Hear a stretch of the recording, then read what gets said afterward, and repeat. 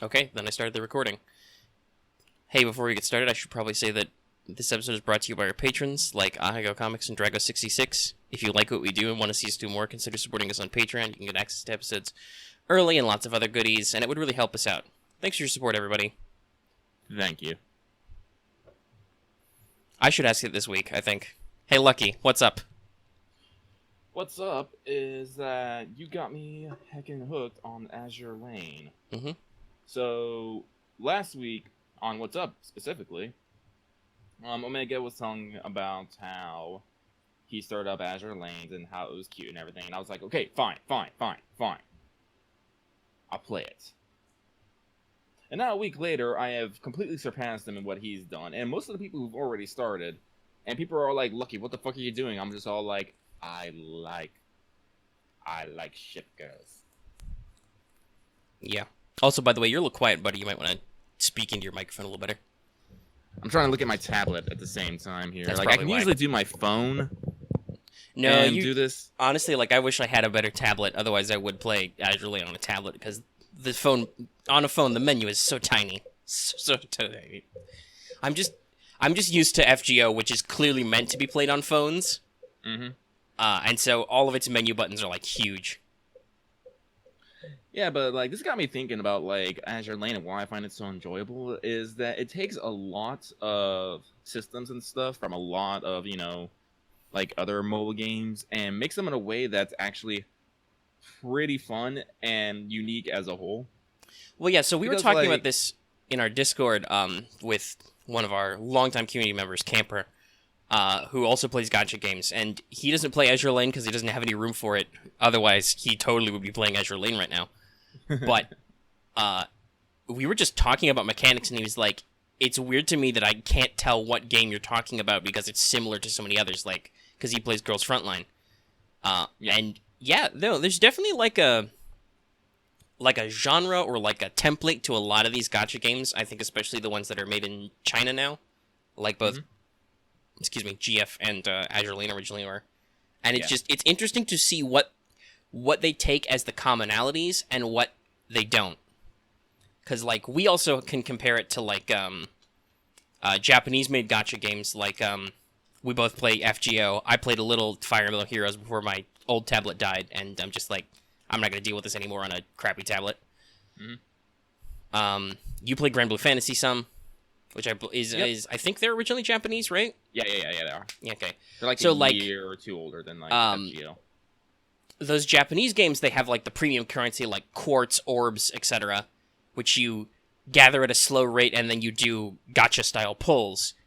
Girls Frontline and Azur Lane both do the construction style gacha, where it's not quite a gacha. You expend a certain resource which is purchasable but is also pretty easy to get through just farming. And in the case of Girls Frontline, you can literally just leave it sit and you'll rebuild your resources except for TDL contracts. Yeah. And then you can Azur Lane build on a kinda does timer. the same thing. It's not a Azur Lane actually does what? No, my next point was gonna be also there on timers as opposed to like gacha rolls, which are instant so long as you have currency. Yeah. Like on the resource things, like Girls Frontline has like 4 resources that like, well, that technically has more, but the like ones you accrue and use for a lot of stuff. They have four I think core resources we could say, and then they have lots of expendable stuff. Yeah, like TDOL contracts and all like the other contracts. Azur Lane only has 2 resources, but the way they use them is like I think is really ingenious. So basically, in Azur Lane you have the only 2 resources, core resources you have are oil and coin. And oil is basically what lets you play the game. Basically, it lets you start maps. It's what lets your ships do battle. But how much oil you spend is dependent on like how powerful your fleet is. Like the bigger the ships, the rarer they are, the higher level they are, they cost more oil. Also, I'm pretty sure it's also based on the class, which is really natural. Like, big fucking carriers and battleships need a lot of fuel. Your light carriers and your destroyers especially don't need as much. Yeah. I assume monitors don't either because they're part of the Fletcher fleet strat to spend a minimal oil. Yeah, so basically, Yeah, so there's no AP, there's no like only so many times. No, it's as long as you have oil. And you don't regenerate oil like girls with frontline. You just regenerate resources slowly over time, and there's other things you can do to gain them. But in Azur Lane, no, what you have is you have a building that generates the stuff for you that you collected from, and you can upgrade that building to increase the amount that you can store and the amount that is produced over time. And also, that's something that Girls Frontline does not do. It does not let you increase the rate that you grab the resources. You're stuck at that one static rate for the entire time.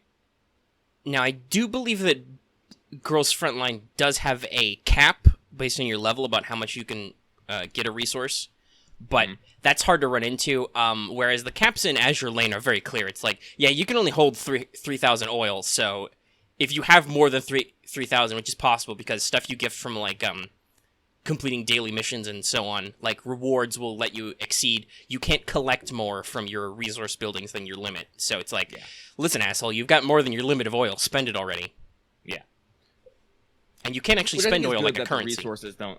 That the rewards doesn't just fade away. It's like, no, we're gonna give it to you, but now you can't collect the thing that is thing, because one of the missions, one of the daily missions is collect your damn oil for 50 more oil, which is great. Like other things.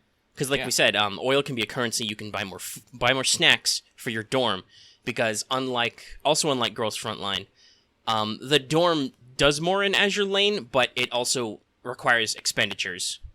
Well, like the way the dorms work in Girls Frontline is that you just put furniture in there. It gives a bonus to generating batteries, and the batteries can be used for a couple things. They're mostly used to make the EXP reports, which boost your. And also, the dorm is the place you can collect affection daily if you have an echelon. And it's kind of the same thing in here, except for one, the layout to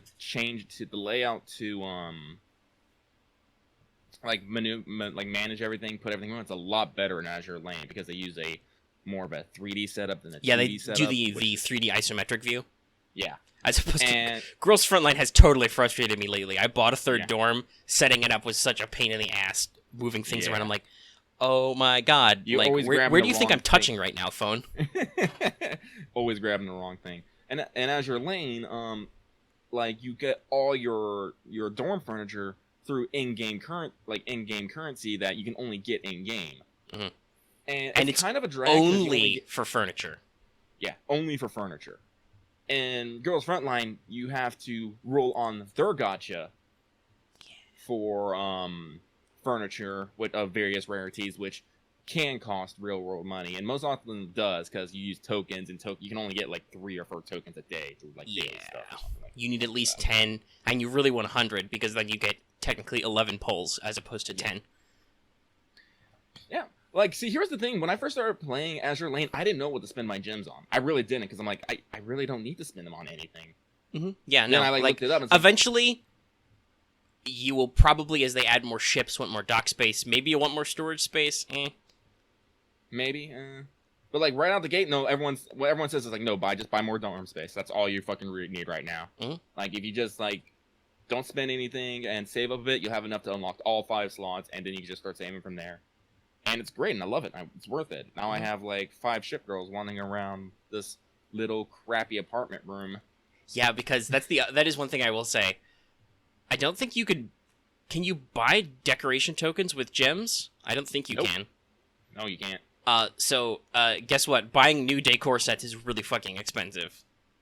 It's over 1,000 coins for each set, and as you level up, you unlock more theme sets. I think I need 1,400 to do the America set, because fuck yeah, America. Eagle! God, Eagles. Listen, okay, so Hood is one of my centerpiece units, but so is Enterprise, and oh my god, just the American battleships are so great. They're so great. Honestly, most of these ships are freaking great. I got some pretty choice. I mean, you said you don't necessarily mind the Sun Lolly type as much, but I hate 80% to 90% of all destroyers.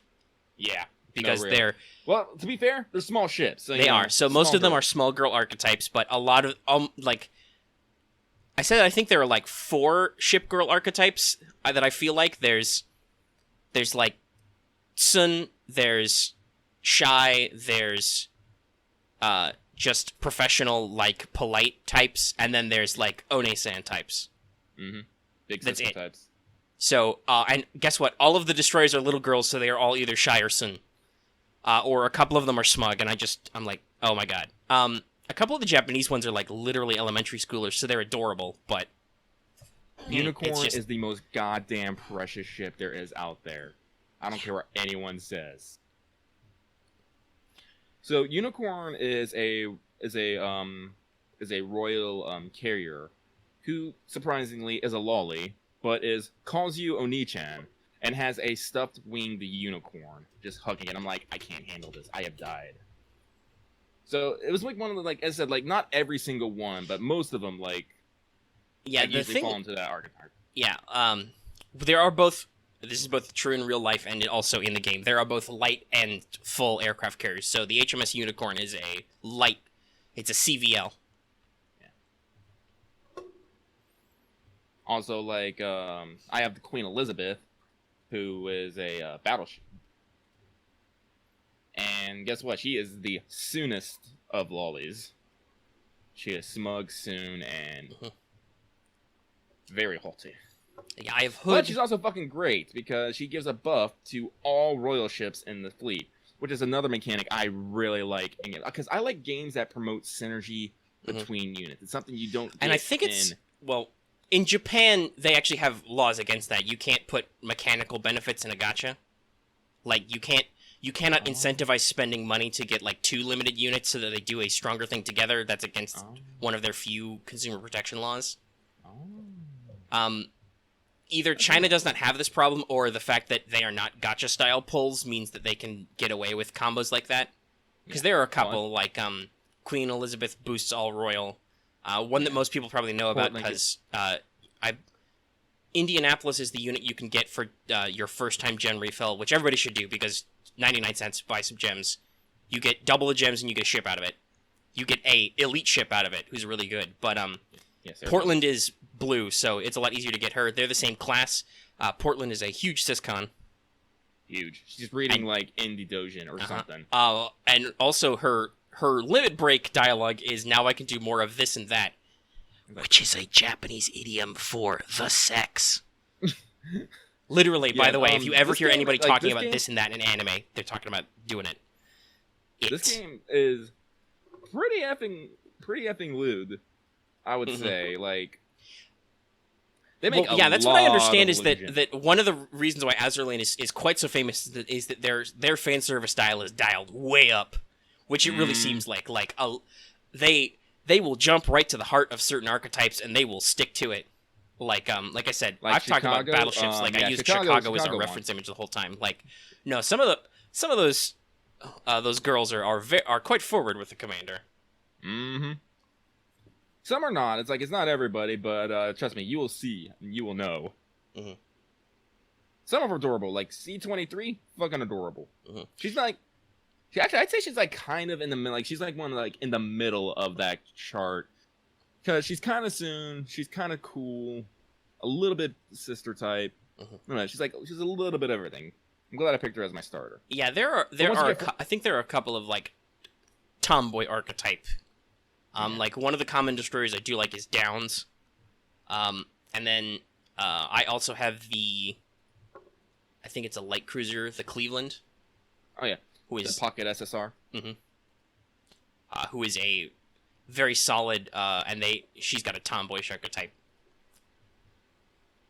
Also, if it's not by the same voice actress as Mordred, it's somebody doing their best job to do a Mordred impression. So I really like Cleveland. It's also, but yeah, so we started this, like, it's interesting. Azur Lane Fever has taken the community. Like, I didn't start it per se. There were a couple other people in the Discord who were like, oh, it's coming out. And then I was like, okay, I'm going to try it. And then once it started, it was like, oh yeah, no, we're locked in. I got Lucky in on it. We got a couple of other people in the Discord on it. Now it's like, it's a big deal. Yeah, like we set up a guild. It's the StudiOmega guild. We're on the Azure team. I'm half tempted. Like, I keep thinking about it. It's like, I should just join and make my own guild with Blackjack and Hookers and make it the opposite side and just fight Omega. but I don't think I can get anybody to I don't know join if that does anything yet, though. Yeah, I know, that's the thing. Maybe if it does happen, maybe. Yeah, because there is quote unquote PvP, but it's similar to how I think how at least when I played it, the early level Fire Emblem Heroes stuff is, where you play against the AI version of another person's team. I'm okay with this person. Which is it's fine, because I'm they're also okay AI with it anyway. because you can And get SSR also ships from doing it enough. for exercises, you're also AI. You're locked into auto mode. Mm-hmm. So it's a slightly creative way of letting your two numbers compare to each other. See, this is why I like having Queen Elizabeth, because her buff does not take effect until after the battle starts. So the numbers that are seen when they pull me up are not my actual numbers. They have not seen my final you can get some stuff like that. Yeah. I've matched with some people, and exercises are really important because you need like 30,000, I want to say, to get a couple of exclusive super rare ships. Yeah. I think you can only get Eldridge Like, you and can get them pretty South Dakota. Quick. Like, I've been playing, like, I'd say about a week, and I've gathered 10,000 merit. I've got a few thousand merit. I did not hit my stride quite as much as you have on this. It's interesting. Yeah, I don't know what I did, because actually this surprised a lot of people in the Discord when I was telling them, like, how I was doing. It's like, how did you do that? How did you get all those coins? How did you get all those levels? I'm just all like, I played the game? Yeah, no, I don't know. Maybe you just hit a lucky stride with your early ship pulls or something. Yeah, well, and found it well, because that there's definitely is, because I pulled Prince Eugene, which is an SR Iron Blood, aka German. Yeah, she is the reward. She was the. I don't know if it still is because the 7 days have passed, but yeah, your first 7-day login streak, she's the I got result. her like day 1, and I just started pumping stuff into her, and she's a very tanky character. Yeah, that might be it, because there are a couple of points where they, this is another similarity to Girls Frontline. When FGO first came out, you could only access like 3 story chapters. You can do this 3 story chapters easy. Hell, when people start the game late or like they jump over to JP, you can honestly, other than having to deal with like mats with like with a single person's decent support, you can cruise through the entire first part of the story on a launch account in FGO. You can't do that in some of these games, like now in Girls Frontline you probably could, because I have some launch day Girls Frontline friends who are like, level 100 T-dolls, several of whom are oathed to like, or at least max affection, like, and max dummy cord and all that stuff.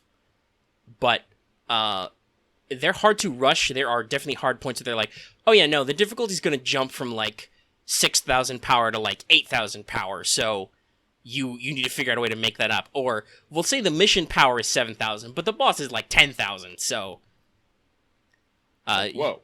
Yeah, no, there are significant difficulty jumps. Azur Lane is the same way. The jump from chapter 2 to 3 is a little rough. I have not yet perfected. Once I unlock commissions are really the best way to grind. Like, yeah, no, because that's what I've done a couple times. Like, every time I go to bed, like, I always make sure that I have like the 8 to 9 hour commission going, where you get like 12,000 HP. Yeah, like, you can get a fuck ton of EXP, and it's great to either, if you get a new ship girl who is a low level, who you want to introduce right away, like you got an elite or a super rare, and you're like, well, fuck, you're level 1. How do I grind? Oh, this is how you do that. Give them like 8. It's really good for bringing ships up to par. I won't say fast, but at a reasonable rate. Yeah, your rate of return is, it takes you like 6 to 8 hours, but when it's done, you get like 10 plus levels out of it from level 1. And it's still relevant to even higher level ships, so you can get at least a limit break and probably some more out of them, which is good. Yeah, so like, Azur Lane, like, yeah, it has its difficulty jumps. Personally, I didn't have that problem with difficulty. As I said, I just probably hit a good flow, and I just kept working it. But like, still, I still find it a really smooth game, and like, I'm like, holy shit! I really wish that Azur Lane had came out before Girls Frontline, because if that were the case, I probably would have not picked up Girls Frontline, and I think I would have been okay with it. Yeah, I could see that. I mean, I treat Girls Frontline pretty casually, which is okay.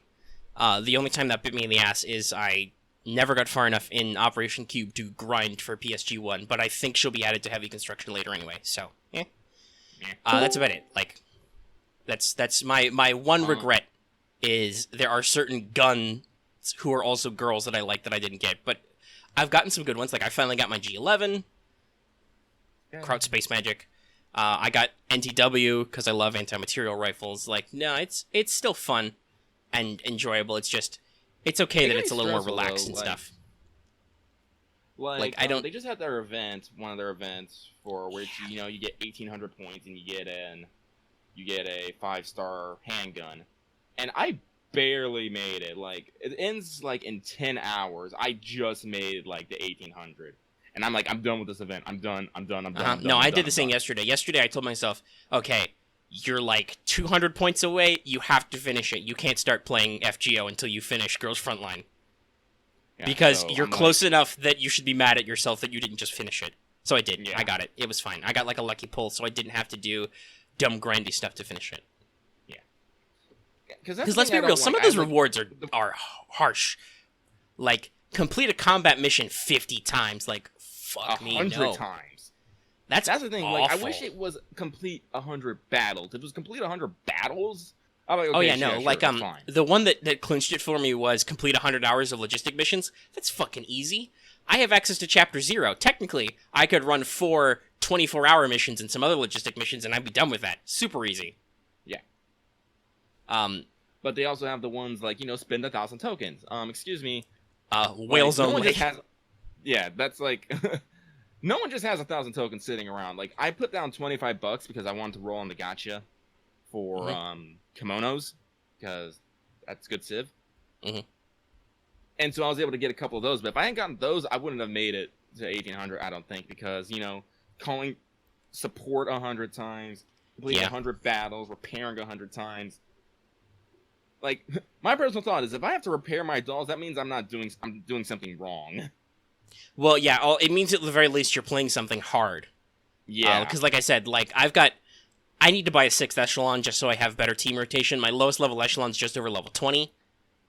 It's got some decently quality T-dolls in it. Like, if I do run them on 1-1 or 1-2 to just grind combat missions and support echelons, they don't take any damage. Yeah, but grinding like that is, like, super tedious. I mean, it's like farming for, like, gems in FGO. Yeah, no, because it's minimal cost to you, except for time.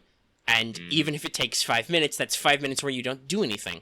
It's honestly why I don't like the capsule daily missions, because that's just literally just planning mode. Okay, you have to step through 2 nodes, you do a battle. The result is the same every time, just let it take less time. You can auto-battle through that and go do something else. That's true, at least. That's the thing. Like, the capsules, like, the EXP, I can do... Like, my oh, yeah, no. Like, when I'm doing EXP, I can do as little as 2 echelons for, like, the medium tier EXP right now. And then that's just, okay, planning mode. You go here and here, you go beat up all the rest of these ones.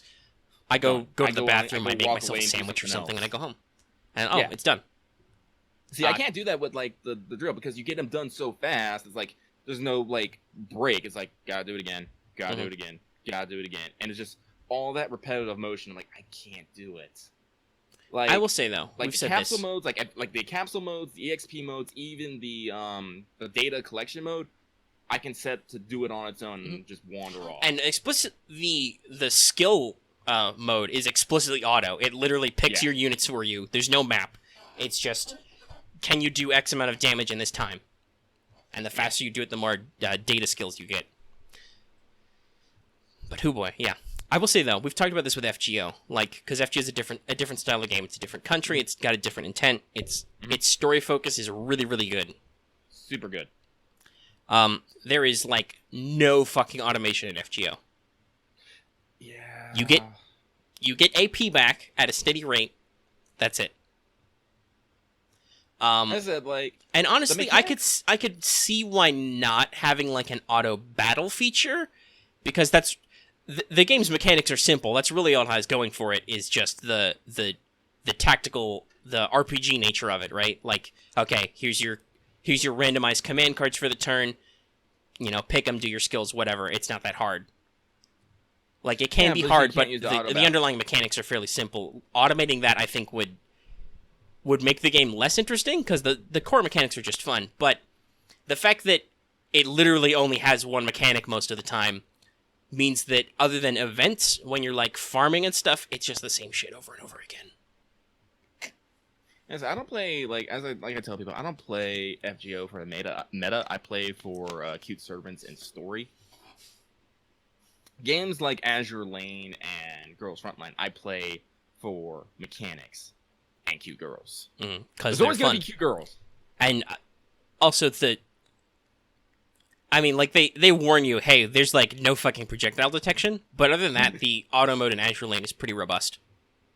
I actually love this about Azur Lane. They are super memey in Azur Lane. Like, the warning they say when you turn on auto battle, in the corner, it's basically a picture of a destroyer looking at, like, a butterfly as a torpedo is, like, flying to it. And in the corner, it has the to be continued a la JoJo's Bizarre Adventure. All you gotta do is play Roundabout, and it's fucking perfect.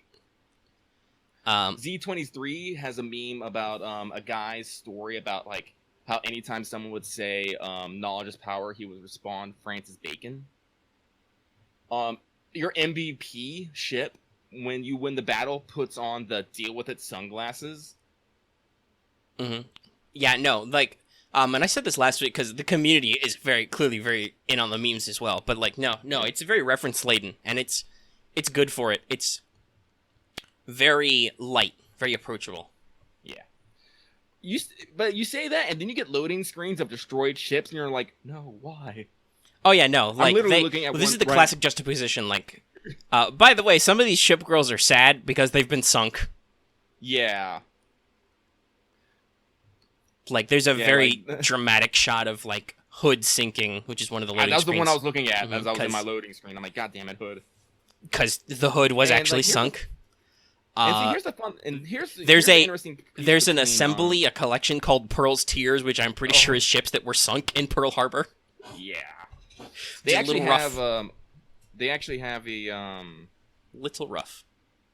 I think they actually, like, I was checking the collection awards. They actually have a item in there called Pearl's Tears. Basically means when anytime a ship is sunk, all the remaining ships regain 10 HP. I'm just like, ugh. But this brings me up to the next point I have about Azur Lane. As in a lore setting, it's in between. It's literally in between Girls Frontline and FGO, because all these ships are based off real ships that have fought in battles or done things in right, like, there are certain references in some of the character designs for Girls Frontline, but mostly it's, like, original story. Yeah, it's just, like, they're guns. There is no story about a gun type. It is, these guns have been used here and here. There are some stories about gun types, but yeah, no, that's, like, different. Yeah. It's not the same. Like I said, like, they have Harkins, but not... Like, they don't have real stories behind them. Like, the ship I'm waiting for the most right now is a German ship called Graf Zeppelin. Graf Zeppelin. I looked her up. She didn't actually made it out. She got hit by an Italian torpedo, I think. No, not Italian. She got hit by a torpedo, was sunk, and then drug up from the ocean's floor and used as target practice. And I'm like, oh my god, that's so sad. You start feeling empathy for these these ships of metal and stuff.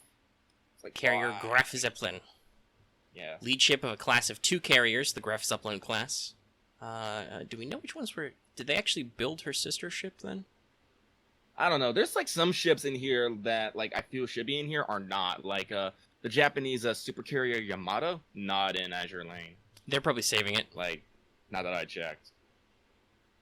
Because, like, that's, like, when I think, like, you know, biggest ships of them all, it's, Japan built 2, like, super carriers called one Yamato and the other one Musashi. And they're not in the game, so I was like, huh.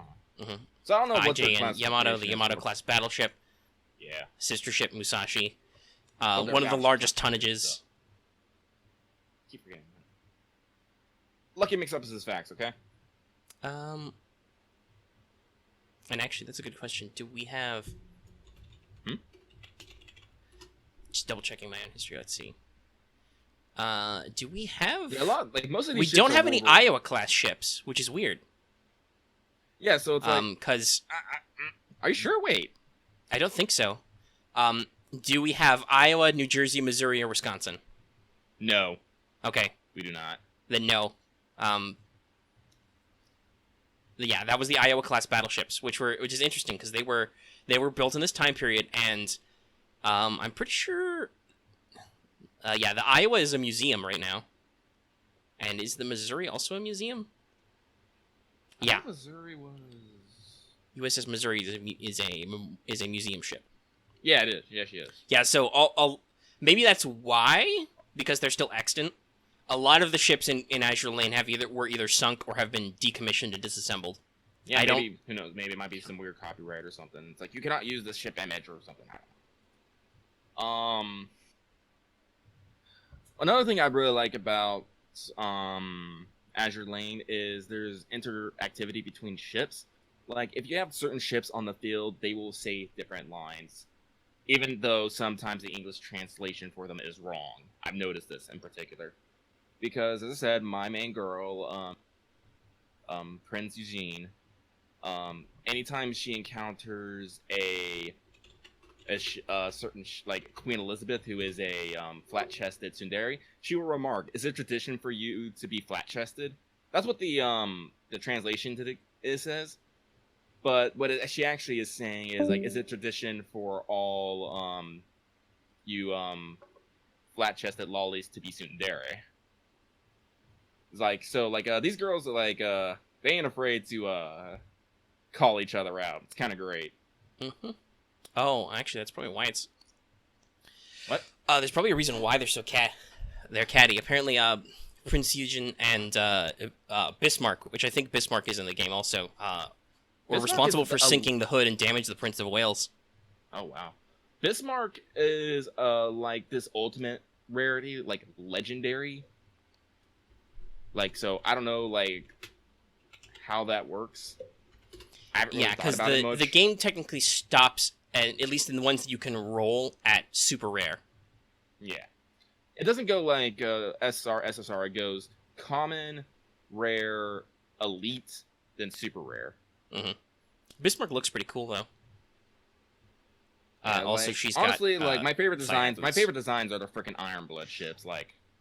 Well, yeah, there's a lot of red and black, and also they tend to feature, like, Draconic or Shark-like. Yeah, Bismarck has that, Graf Zeppelin has that, that's pretty cool. I've rolled a couple of common, Iron Blood, like, Oh yeah, the three. There's 3 common ones that are part of the collection. Yeah, I got a couple of those. Yeah, there's not a lot of Iron Blood ships. That's like, in terms of, like, availability, you get a fuck ton of Royal and Eagles. Mm-hmm. Well, and also that makes sense because, like, you may have noticed you see a lot of HMS ships with, like, the same first letter. Mm-hmm. That's literally how the British design their ships. They're like C-class destroyers, which all have names like Comet, Caller, stuff like that. U.S. ships tend to be named after cities or states. Battleships are states. Cruisers are cities. Stuff like that. I'm not really sure what if there is a naming convention with the aircraft carriers. Because there's Enterprise, Hornet, and Yorktown. Royal Ark. Yeah. And then the Saratoga is a separate... So Yorktown and Saratoga are both city names. Hornet is not. Enterprise is not. Not that Enterprise isn't super fun. Names. I don't know. But yeah. Sakura ships are kind of rare. There are a couple commons. And, what's the last one? I'm trying to think. Hornet, Yorktown, and... I can't think of it. There's one more, but they're on a specific class, so who knows? It might be, like, in a class. Yorktown class. I don't know. You actually don't know. Hold on. Oh, man. Our Royal is such a lolicon, and she is so terrified that she's gonna get in trouble for it. It's so fucking hilarious. You're a ship. I don't think it matters. To her, it does. Oh, man. But, guys, if you have not tried Azur Lane and you want something that's fun and has a lot of fiddly bits without being too By the way, overwhelming... we should mention... when we talk about Enterprise, there are separate... that's a legacy name in the U.S. Navy. There have been many, many USS Enterprises. Oh, yeah. We're talking about CV6, the World War II one, not the current, or recently, I guess, decommissioned, CVN-65, the Nuclear Enterprise, which is a different one. Yeah, no. They're both called Big E, though. E. Yeah. I saw the Big E up close. It was great. Okay, so Enterprise is a Yorktown class carrier. Also, that's interesting. That's the thing. It's Yorktown, Hornet, and Enterprise. It's really interesting then that it's. I guess it was just because of the legacy name. Yeah. Well, we've lost both of our listeners. I guess they don't want to hear us talk about Azur Lane. Yeah, it sucks to be them. Azur Lane's great. I want to talk about it more. Yeah, because it really is. Like, the gameplay's simple, but it's fun. You got a couple tactical options. I'm starting to get the hang of some of the mechanics, like between main and aux guns, anti-air and stuff. Yeah, because you have gear and stuff, and you like have to equip everything. Non-weapon gear is really fascinating to me, and it's a shame that it seems so rare. Like, I have so few of it. Yeah.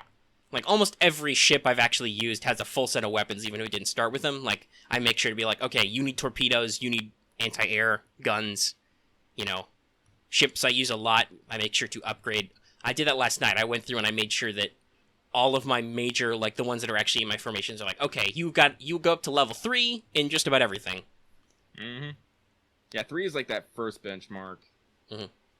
Well, because I think the rare type of parts is actually rarer, because I don't think I have enough to upgrade anybody to +4 yet, or if I did it once and then I just ran out of materials for a long time. So yeah, but no, it's like here's the great thing about Azur Lane is so much in this game is just actually farmable. It's not all. Oh yeah, no. Like I've just doing repeats for like grinds or like doing hard mode nodes. I've just gotten so many random ships. I think that's how I got Exeter. That's how I got London. I think. Yeah, like elite. You can get like top rarity ships like as drops. And unlike Girls Frontline, which theoretically you can do, it actually happens, right? Like I was shocked while I was grinding for event points in Girls Frontline that I got like 2 rare drops in one map. I'm like, what the fuck is happening here? 2 dummy cores. What? You see, but fucking in Azur Lane, it's not uncommon. Like, it's actually fairly common for me to get an elite ship, you know, like the SR equivalent in FGO. Yeah, the rarity system in Azur Lane is a little weird because in FGO and in Girls Frontline, the rarity doesn't change except in FGO if you feed them enough grails, but that's also like that only changes the card color, not their actual star count. Azur Lane is one of those systems where you, when you limit break them, you literally increase their rarity. They gain another star, in addition to raising their level cap and stuff. And getting a whole bunch of stats. It's good. Yeah, it's real good. It's real effective. I didn't think about it too hard for a while, but then I was like, oh, right, this is a thing I can do. Just do it whenever. It's not expensive. It's a little bit better than, I think, it's a little bit better than dummy linking in Girls Frontline, though it's a similar system. It's a similar system, but basically the dummy core equivalents in Azur Lane are 2 ships. They're both called the Bullen. One's a prototype Bullen. That's the elite one. The other one is just Bullen, which is the elite is Bullen. The super rare is prototype. Basically, what you need to limit break a ship is you just need another copy of a ship or one of the Bullens of the appropriate type. Yeah, I didn't realize that at first. I thought, because the way the tips are handled in the actual detail screen is a little confusing, because it's no matter what tab you're on, you get the same help for all of them. So I thought that that's how you enhanced. Was just you could just use the duplicates to enhance, which you can. It gives you extra EXP, but that does not limit break them. So that's how they learn new skills by limit breaking. But still. So and you get a fair amount of the elite Bullens. The prototype Bullens are a little bit more rare, but you still get a fair amount. You get a fair amount of them. As I said, elite drops are not uncommon, so it's not that hard. They're also at least the elite Bullens are part of your daily missions too. Yeah. Which is great. And also, wisdom cubes are part of your daily missions, which is really good because that's also another currency that that's how you build ships. That's really under control. Like unlike Girls, I will say this: Girls Frontline gives you more theoretical control over what you get because you balance the 4 resources. And if you do certain combinations, you will be like, yeah, you're super unlikely to get handguns in this combo, or the combo I'm using in Girls Frontline right now is 600, 600, 100, 400. It has no rifles in it. I will never get a rifle in that recipe. But I can get 5-star machine guns in that recipe. It's just the fact that I can also get SMGs and assault rifles, but no handguns. So no handguns or rifles. With Azur Lane, there's 3 tiers. There's light, heavy, and special. Light is destroyers, light cruisers, repair ships, and monitors, I think. Heavy is heavy cruisers, battleships, battle cruisers. Special is ACs and also repair ships. I have yet to roll a repair ship. Oh, also we talked about this last week. But apparently I checked this up. There are submarines in Azur Lane eventually. Yeah, and then apparently there's like anti-sub combat and shit. That's cool. It's already neat that I don't fully understand the air mechanics, but it's neat that they're in there and there's an air stat and then there's an anti-air stat and you have you launch your aircraft, they go flying around the top of the screen. Mm-hmm. It's really badass when there's just a whole bunch of them. You're like, I can't see what's happening. Yeah. It's like, oh god. And the planes have an actual they're an actual sprite, and that's how anti-air works is if an enemy plane crosses into your anti-air zone, you'll throw up some flak, and if you have good enough guns, you can blow them up before they reach your backline and bomb your main fleet. Well, which is good. Because here's the thing, because like another part of the complexity is there's 3 types of planes. You have your fighters, which engage in anti-air maneuvers. Mm-hmm. Then you have your torpedo bombers, which just will drop torpedoes that will like go whoosh along. And then you have dive bombers, which just straight up drops bombs. Yeah, dive bombers basically shell your opponent's backline with shitloads of bombs. Yeah. It's like, and different carriers have different setups. Like my Ark Royal, who I fucking love, she has 2 torpedo bombers and 1 fighters squadron.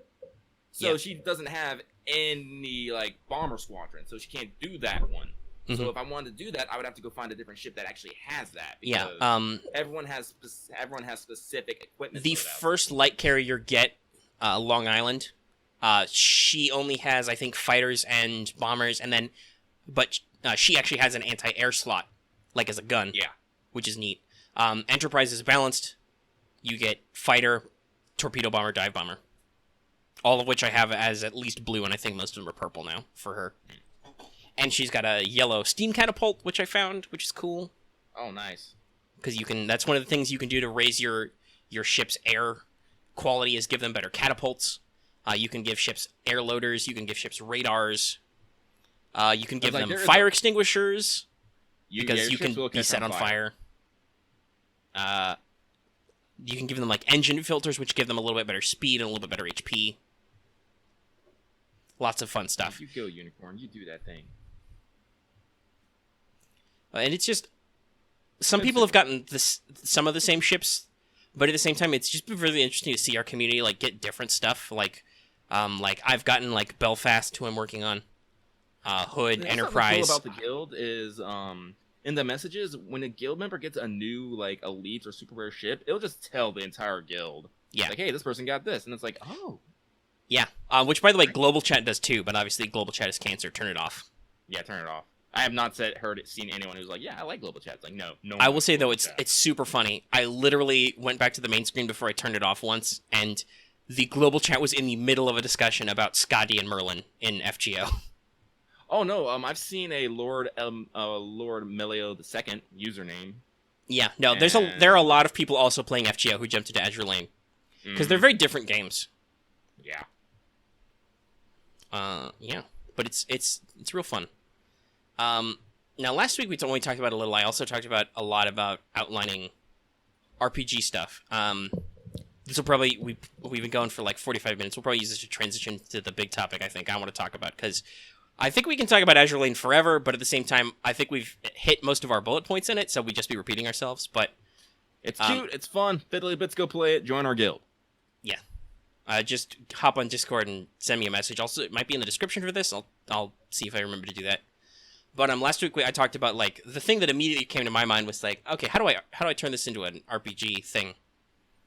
And I took some high level notes from that. So if people are interested, like I said that last time, but nobody really bit. But if people are interested in that, go ahead and like let me know. I'll share the document. I tried to share it to Lucky when I wrote my high level notes, but he was being editor Lucky at the moment, so I don't know if he actually saw them. Yeah, I totally spaced. I said like people gotta remember, I live a very busy life. No, Like Lucky's during a my busy man. During my work week, I am like super busy. Yeah, because Like, you work a night job, so you have to balance sleeping enough and also doing stuff, and sometimes doing extra stuff. Like, hey, if anybody's wondering why there hasn't been a Lucky Plays in a while, it's because Lucky's been quite busy trying to nail down our editing pipeline for Let's Talk FGO. Yeah, I was able to record an hour of Dead Space here, but I was able to do an hour because I'm like, wait, no, I gotta go do it now. Fuck. But here, I'll share you my high-level notes again. This is just, you can read it, skim it. So I just outlined some stuff, like some concepts I wanted to hit. If people were interested in this stuff, I will put more into it. A lot of this is just me. When I'm designing a homebrew, which I've designed quite a few homebrews in my time, I like to figure out what my core concepts are and like throw darts at the board until I see what sticks, and then you work to like building the core mechanics. You build like what's player facing, what's GM facing. You pick your like randomization and stuff, and then you go through iteration, you get comments and feedback, and then you hopefully do playtesting to figure out what works and what doesn't. And I will see if people are interested where this goes. Honestly, like personally, you know, like I see this, and I actually mentioned this earlier. Is like because I was looking at the scales of the girls. I'm like, how big are these actual girls? No idea. Because I mean, you can as I tap said, them. they're throwing around fighter planes. There are ships beside them. That said, I think their scale is definitely sliding in-game because enemy ship girls are way bigger than your ship girls. Yeah. And like looking at some of the graphics, like loading screens, like you see like Laffy and I can't think of her name. She's super soon though, like making a cake. Like I think they're normal sized girls, but like, I was thinking about that. I was like, man, I really like to see like a game where like the ship girls, the Mega Moves, were actually like the size that they should need to be for ships. And then I was thinking about that. I'm like, and then I was thinking about your Sky of Hope. Is like, what if you could pilot your mecha girl? Well, yeah, I've thought about some of that too. Like, there's some concepts I'm definitely working on. And like I said, I will see if anybody is interested enough for me to work on this. But I have another project. Like right now, I'm trying to get like us to play frickin' like Star Wars or Sky of Hope. Yeah, so no, unfortunately, my interest. That's actually pretty relevant to what I'm about to say because sometimes I like to joke I have ADCD, attention deficit creator disorder. I like to jump from project to project. Another way I think I like to think of this, which makes more sense, is my brain likes to work in seasons. So last production season was definitely a Sky of Hope season. I went from like 0 to 100 on that game. And now it's functionally complete. Like other than some playtesting, it's got all the talents I wanted it to have. It's got all the equipment I wanted to have. All the background information that players need, hopefully, to work. So now it just needs to get played sometime, we hope. We'll see. Maybe sometime. I don't want to, like, put anybody on the spot. Like, I don't want to say on the weekend, because also we're going to make another Let's Talk FGO that you're going to have to deal with and stuff. And I got some other stuff I want to do this weekend. Voice at some point. That also, that's what I'm thinking about, yeah. Like, we already put... I mean, he technically put that off on our behalf, because we weren't super committed to not doing it, but yeah, no, we were like, we're a little busy, and he was like, okay, we don't have to do it right now. So we should really get back to him about that this weekend too. I left him like I sent him a message, but I think he's like I said, is he still streaming? Let me check. He streams for a long time. It's one of the reasons why we don't. Yep, no, he's still live. I would click it, but then his stream would be in our episode, so I won't do that. Rude. But yeah, so that was my last Brain season. It was pushed a lot by like Darling. I rewatched Code Geass again during this time, lots of stuff like that. And that kind of pushed it too. So now we've moved production seasons. Now I'm on Mages of War again. Season 2. Yeah, or 3 or 4. I don't know. It's been through a couple iterations where the bug has bit me, and I've worked on it a lot. And if you're not familiar with Mages of War, which you might be, because there are a lot of actual plays posted on the channel, and I've done some other extra stuff about it, but that's a homebrew game I wrote. It is set in a fantastical rendition of World War I, where in a universe where magic is real and has been real for a long time. So you play literally the Mages of War. And to me, like, I always like this idea of the themes of kind of transposing it because it's very interesting to see, especially in the World War I type setting, because that's one of the first industrial wars in the world. It's full of harsh lessons for a lot of countries about what the future of warfare was like. So to me, the theme of the game is kind of interposing this idea that mages are these larger-than-life people. They have fantastic powers. In some sense, they are, guardians of humanity, because there are very real evil forces in the world that mages are uniquely suited to deal with. I think I've even made that a point in some fluff moments to be like, hey, guns might not help you, which is also very true. Like, there are totally monster templates which are like, and just take minimum or half damage from mundane piercing or slashing attacks. I.e., just, fuck you guns and swords. Get magic. Bombs still work, though. But even then, yeah. So this justification between, like, you are a highly powerful individual placed on kind of a higher plane by society, sometimes literally in some countries, because this is, turn of the 20th century, there's still a lot of aristocracy and stark class divides. Some of them are literal divides, right, that magic kind of helps people jump, so that's very interesting. And the fact that this is an industrial war, which is being fought in either a very precise or a very incompetent manner, usually depending on what country you're fighting for, in an increasing, wreck of industrialization and mechanization, and dealing with the fact that, sure, you can blow stuff up with your mind, but if I throw some flat guns at you, you still fold like a piece of paper. I don't think we had a lot of spooks in the actual playtest games, but that's because I wasn't trying very hard.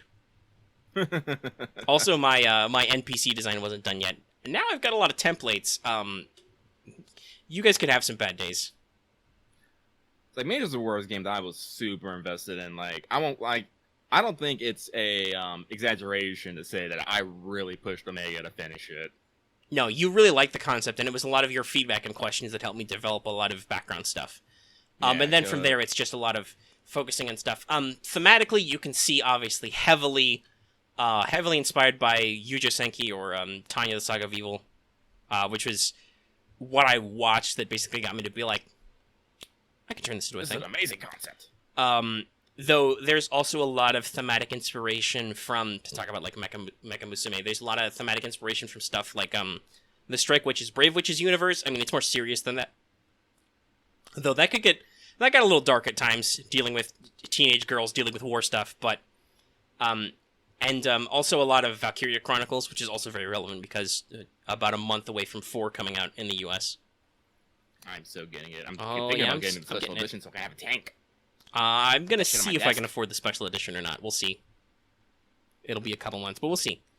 But yeah, no, I'm super interested in that. So that's very relevant. That's part of the reason why I think it's gearing up back in my mind. But yeah, no, it's like it's a setting concept I like that I kind of built from a lot of frameworks, and then I've pushed forward. Another thing I was inspired to work on it more was Violet Evergarden, which doesn't have like a lot of the magic aspect, but a lot of that like post-war, and in some senses the larger in life nature than some of the characters is very relevant. Yeah. And I had prosthetics in for like a whole year before Violet Evergarden came out as an anime, so it's not a ripoff.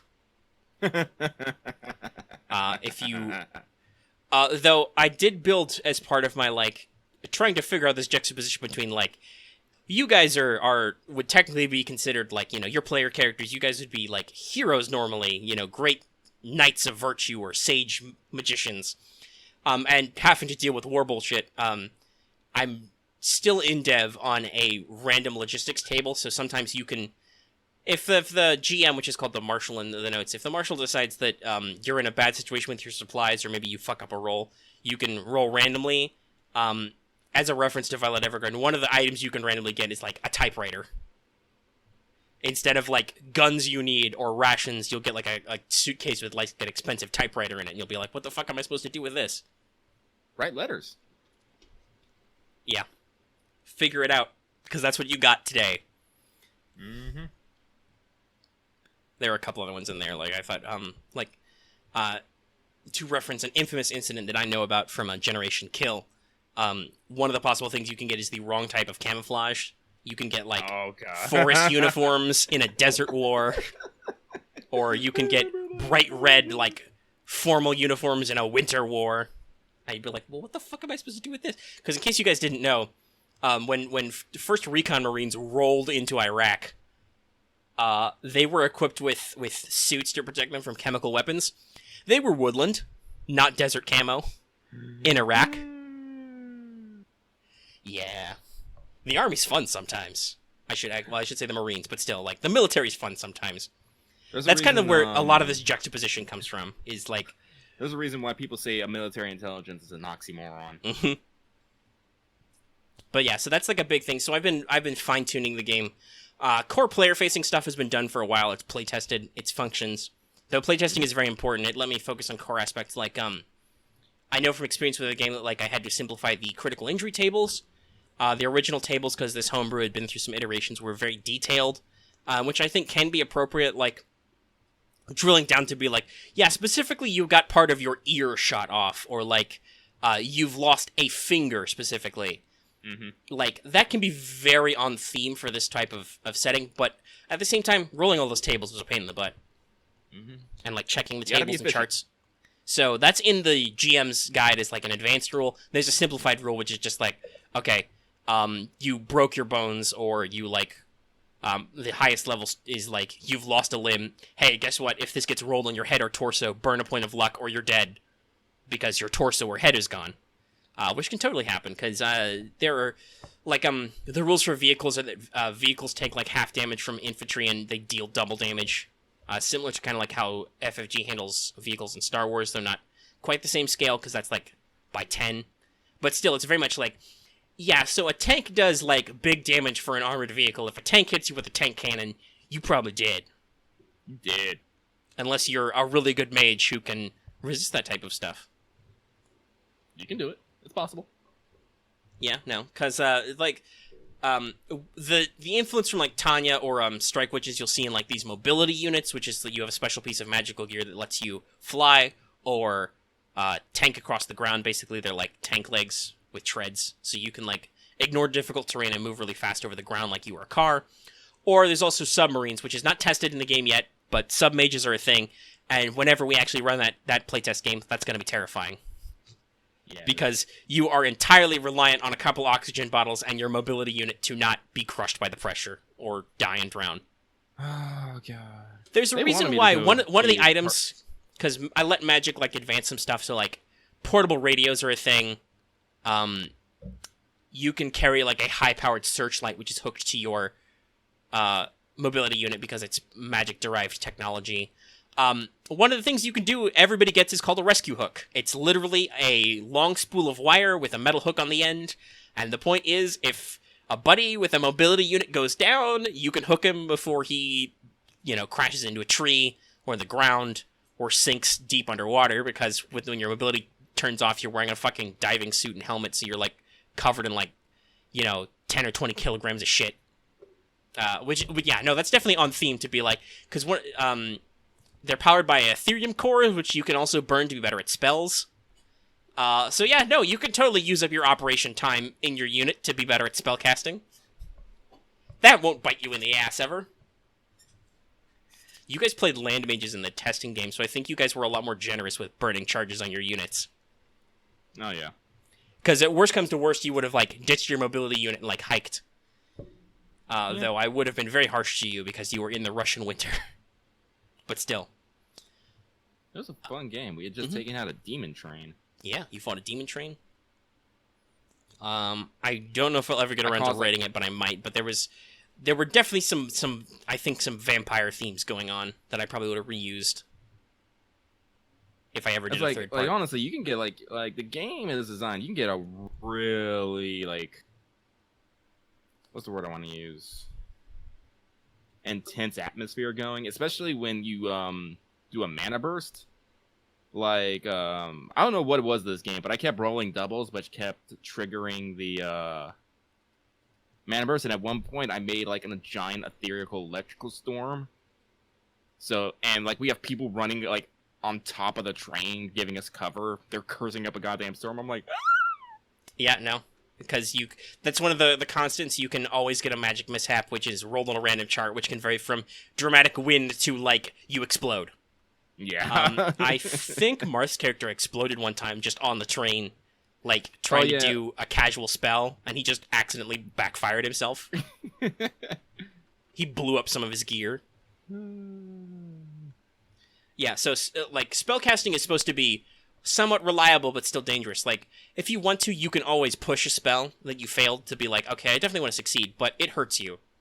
Mm-hmm. And the game is designed to be variable. You could run it pure military, just it's World War I with magic, or you can include more fantastical elements with enemies of various monster types that I wrote of a lot of varieties. Like you can run into like ogres and trolls and stuff. Goblins. That was a fun stat block I wrote a while ago. Goblins aren't super smart, and they use crude primitive weapons because they don't get technology, but they're strong in big numbers. And they're spooky good at ambushes. Like literally they have a mob mentality rule. They get like I think it's like +5 for every goblin within their charisma modifier in range, in meters, to a maximum of +20 on all their skill tests. So if a pack of like 6 goblins comes at you, they're going to be pretty good at trying to beat you up. Man, this makes me so hyped for Goblin Slayer. Mm-hmm. Have I shown you Goblin Slayer? I have heard about it. I'm kind of like in between on it. Like on the one hand, it sounds interesting. At the same time, there is also always that concern. Is it just being a little too edgy just to be edgy? I don't know. When it actually comes out, I'll probably check it out just to see what it's like. That's the thing I never understood. Because I like to. What does that mean to be being too edgy? I don't know. Like, I guess Well, I think one of our members in Discord had a pretty good like. If you're watching a movie, there's a difference between like a violent movie to be like, this is dark and gritty and real, and then like an exploitation style movie, which is like, this is just because people cheer or laugh or get shocked when we throw literal buckets of prop blood around, right? Like, there's a level which is artistry versus like, just like trying I guess to get... the difference between like a Saw movie and I'm trying to think of it like an actual good like dark and violent movie that's I mean, like, when I was thinking about, like, violent for, like, a good, dark, serious film, I think of The Raid. Yeah, there you go. Like, because that's, like, intense and visceral, and that's the point. Like, these guys are in close quarters, martial arts fights, which are a little stupid if you think about it too hard, but in the moment, it fits very well. It's like, oh, yeah, no, this is just violent and brutal and sucks. All right, so, like, I'm going to try and sell you a little bit on Goblin Slayer here, because... here's a new segment. Lucky tries to sell anime to Omega, so he fucking watches it. So Goblin Slayer is actually kind of an homage to fantasy and tabletop games as a whole. Like, one of the main things is to say is that Goblin Slayer does not let anyone roll the dice. Because that's the thing that happens, is that the gods in that world create dungeons for adventurers, and then those gods roll dice for those adventurers to see how things turn out. The whole setting is like a giant metaphor for tabletop gaming. No, that sounds really neat. Yeah. The adventurers, like, yeah, they have levels, but they're not like physical levels. Like, no, they actually... The guild actually looks over the records and establishes that a value, and once that value hits a certain point, they gain levels and prestige and all that stuff. That's why Goblin Slayer, who all he does is fucking hunt goblins, literally, that's his name, Goblin Slayer, all he does is hunt goblins, has reached like a silver level prestige, just because he has hunted that much goblins and helped that many people. And the goblins in Goblin Slayer, they're not like, comical. Like, no, this is where a lot of people are probably getting that dark and edgy. And it's like, why, like, maybe too dark and edgy? Because the goblins in Goblin Slayer are fucking evil. Well, like, they're sneaky, they're treacherous. Like, if they capture women, they use them as breeding stock, like, while beating them and stuff like that. And which I think that sort of subject always, I think, we'll use a potentially loaded term. That sort of thing triggers a lot of people, because there's some people who are like, instinctively, if you put that in your fictional setting, that's just wrong, which I don't agree with. But there are people who are like that. Like, the moment you touch on certain subjects in any way in a fictional work, you're doing something wrong, which I don't agree with. But, and that's the thing, because they don't, like, in the light novel and manga, they do not shy away from it. Like, Like they don't actually like explicitly ever show the scenes, but it is like when you see like battered women just laying around, and like you hear like horror stories from people who have survived it, because people have survived it. People have gotten rescued like from it. It's like, personally, I think it makes a more realistic scene.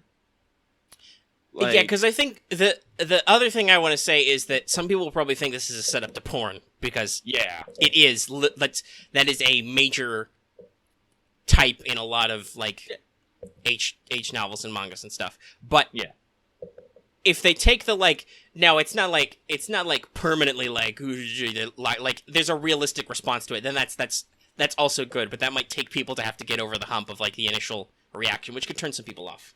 Yeah. But then, Goblin Slayer literally comes in and starts, like, smashing goblins over the head, throwing knives in the head, dismembering. Goblins are literally biting the flesh off people. Stuff like that. Like, hitting girls with clubs and shit. Which, by the way, and like, so it's like... if people think of goblins as, like, comical, they probably shouldn't. No. In both D&D and Pathfinder, goblins have been... Well, goblins are always chaotic evil. They have been evil little shits for a long time. Goblins and kobolds are, like... real fuckers. And that's what I feel like Goblin Slayer does. It actually shows them like no, they're not. There's something that you should take seriously, because that's one of the themes is Goblin Slayer is an oddball because he keeps fighting goblins, something that only newbie adventurers usually do, because newbie adventurers like cut their teeth on goblins and then move on to bigger and better things, so you get more goblins levels and giant rats. That's how it works. Because I mean, that's actually usually true of tabletop campaigns in that vein, too, because goblins are one of the disposable enemy creatures, which are usually, like, your level 1 or level 0 challenge rating type stuff, right? Like, you throw a small number of goblins, that's an even fight for a party of level 1 adventurers. Mm-hmm. But see, here's the thing. This is why I say they're getting realistic, because... goblins are still a problem. Goblins are still, stealing livestock, messing up shit, kidnapping people and all that stuff. And if the adventurers just move on to other things, there's no one taking care of them. Goblin Slayer is there literally being that bulwark against, like, small, unprotected farming communities and goblins. And that's fair. That's good. That's like, to me, you are selling this to me. You're giving me the kind of detail that I want going into a story to be like, okay, this actually sounds like an interesting fictional premise. Yeah, and it's like, as I said, like they like I read like it's originally a light novel, got a manga adaptation, and I think the anime adaptation should be coming out this fall. And as I said, it's probably going to be 12 episodes, because it's not just all him slaying. Well, it is mostly him slaying goblins, but it's just not him being by himself. He actually because he meets people, he becomes, I say air quotes, with friends, because he's a socially inept person, because he is driven by revenge to slay goblins. But he meets people, he starts to open up, he learns things. They have he starts going on air quotes adventures and all that stuff, all while still being the same kind of person. Just you like we said one time, you can't a person can kind of how do we put it, you can't change the core of a person, but you can kind of shape what's around it. Yeah, I think the best way to put this is humans can quote unquote change, but it's more like humans learn. They learn from experiences. So when you learn a behavior, you don't unlearn it, right? Like you learn new stuff which adapts your behavior. So fundamentally, if you learn to be driven by revenge, which is a weird thing to say, but yeah, it's basically what it is. If something pushes you in that direction, you're going to stay that way until you learn something new, as it were. Yeah. And so, it's like Goblin Slayer, it's like, I honestly think it's going to be, like, one of the, I'm really hoping, who's doing it? Dunno. I think a good studio was doing it. I will say, though, like, hearing you give kind of a more, like, reasoned explanation is way better, because when I hear about Goblin Slayer, it was almost always, it was either people were like, oh, it's just edgy and exploitative for the sake of it, because, like, he crushes goblin skulls, and they just, goblin rape and all that, and then other people are like, yeah, I know, isn't that super fucking metal? And I'm like, that doesn't help me. If you are okay with it, because some people are like, oh, isn't this just, try hard, oh, goblins are serious. Because if you think about it, goblins actually are serious. Yeah. Oh, it's done by White Fox.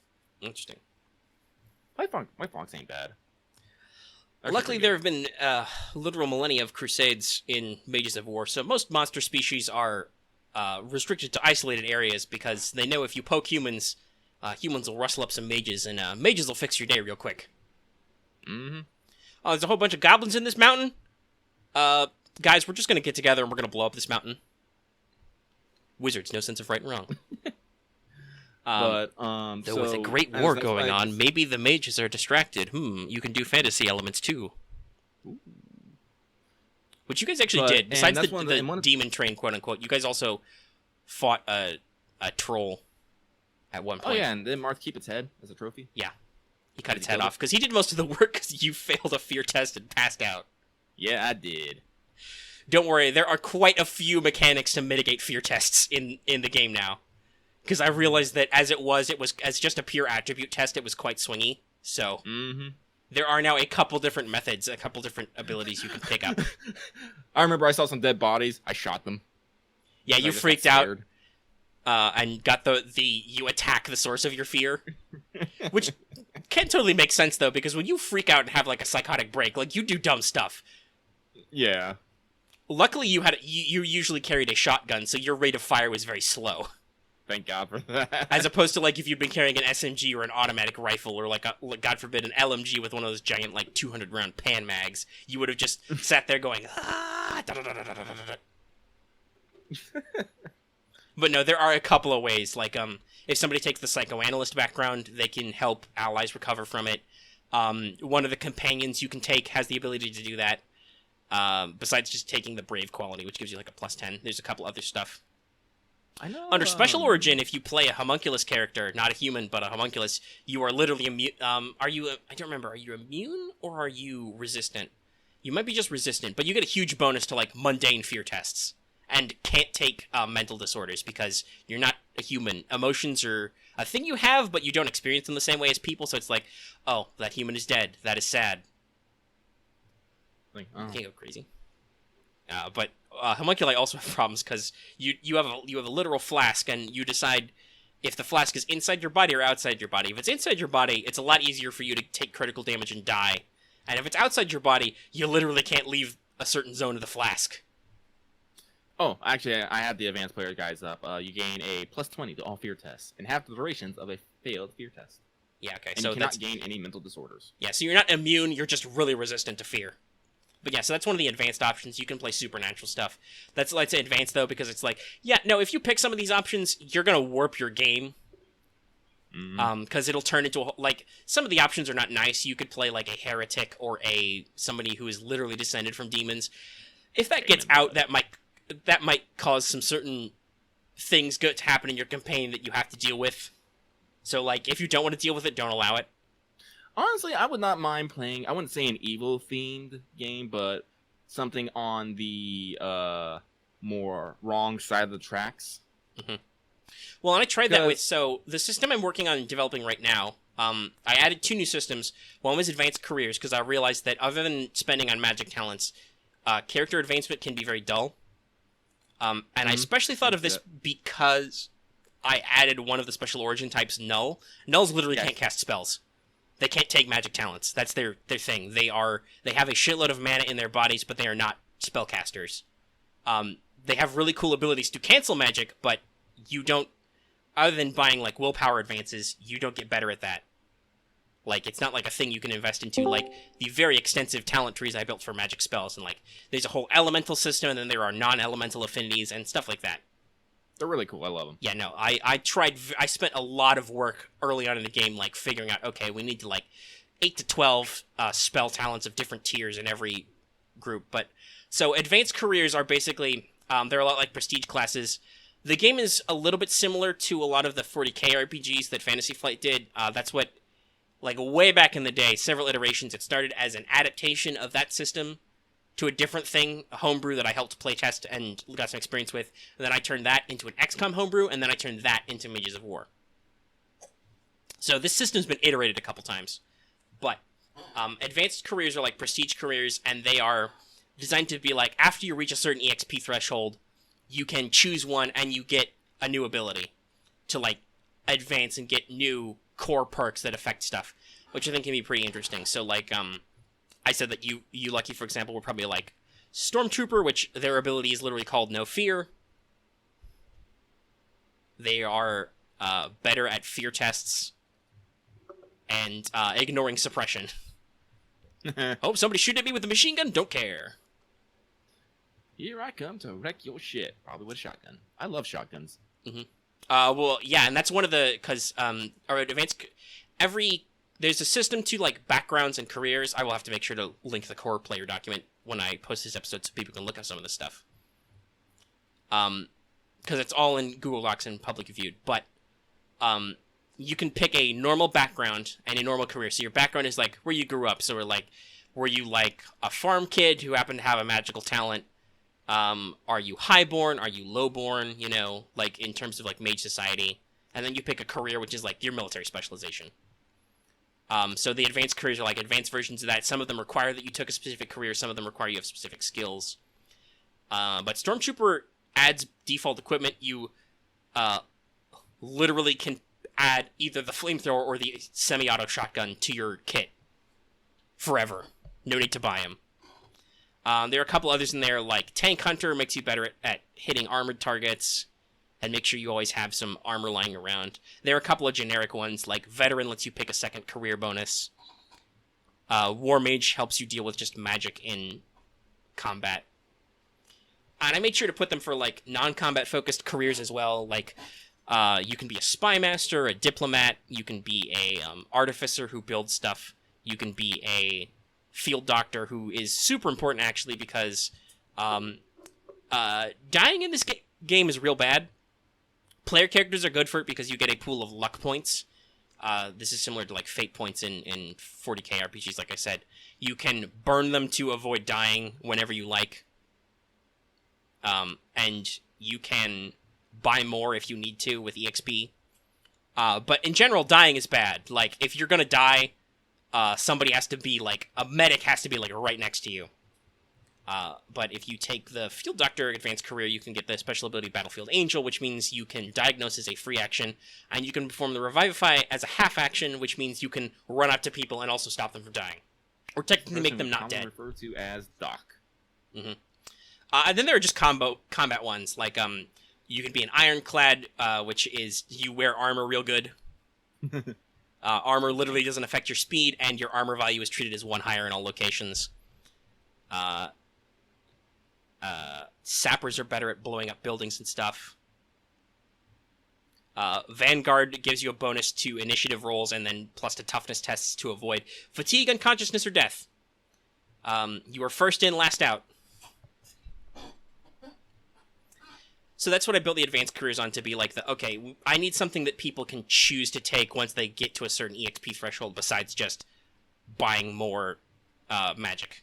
Not that buying more magic is bad, and it can be quite expensive at higher levels, but it's still like, I want to emphasize the military stuff.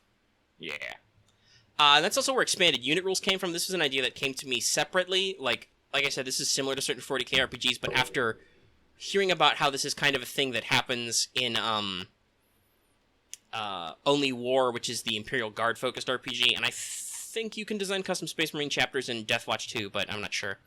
But this was basically like, okay, so we've talked about before how, like, when you run an RPG, players don't always have group cohesion.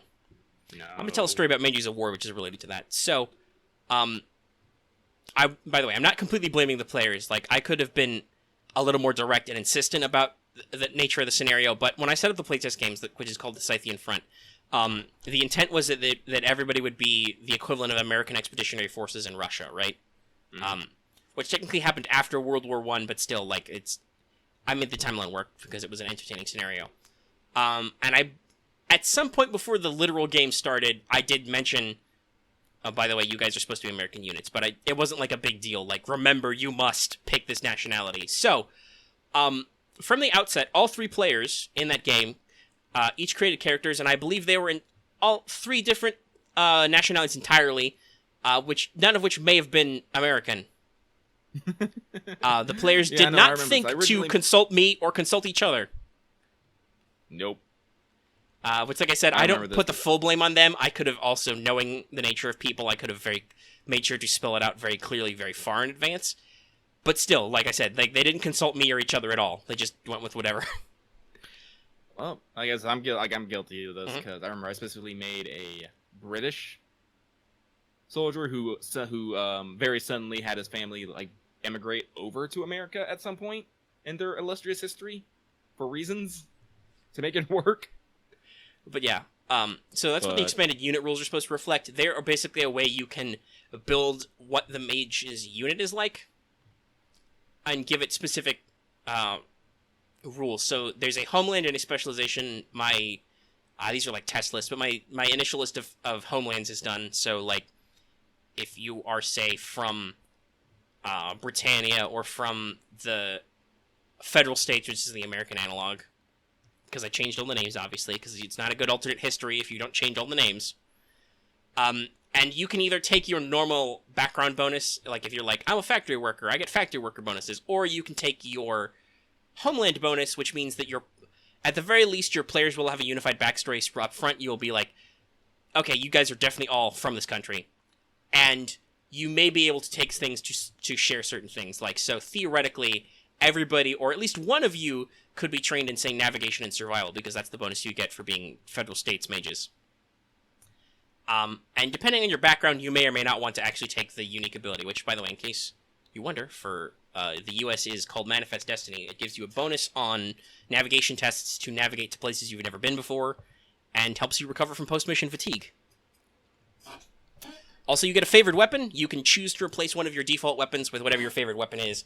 The favored weapon of the US is the revolver. Duh. It was that or the trench gun.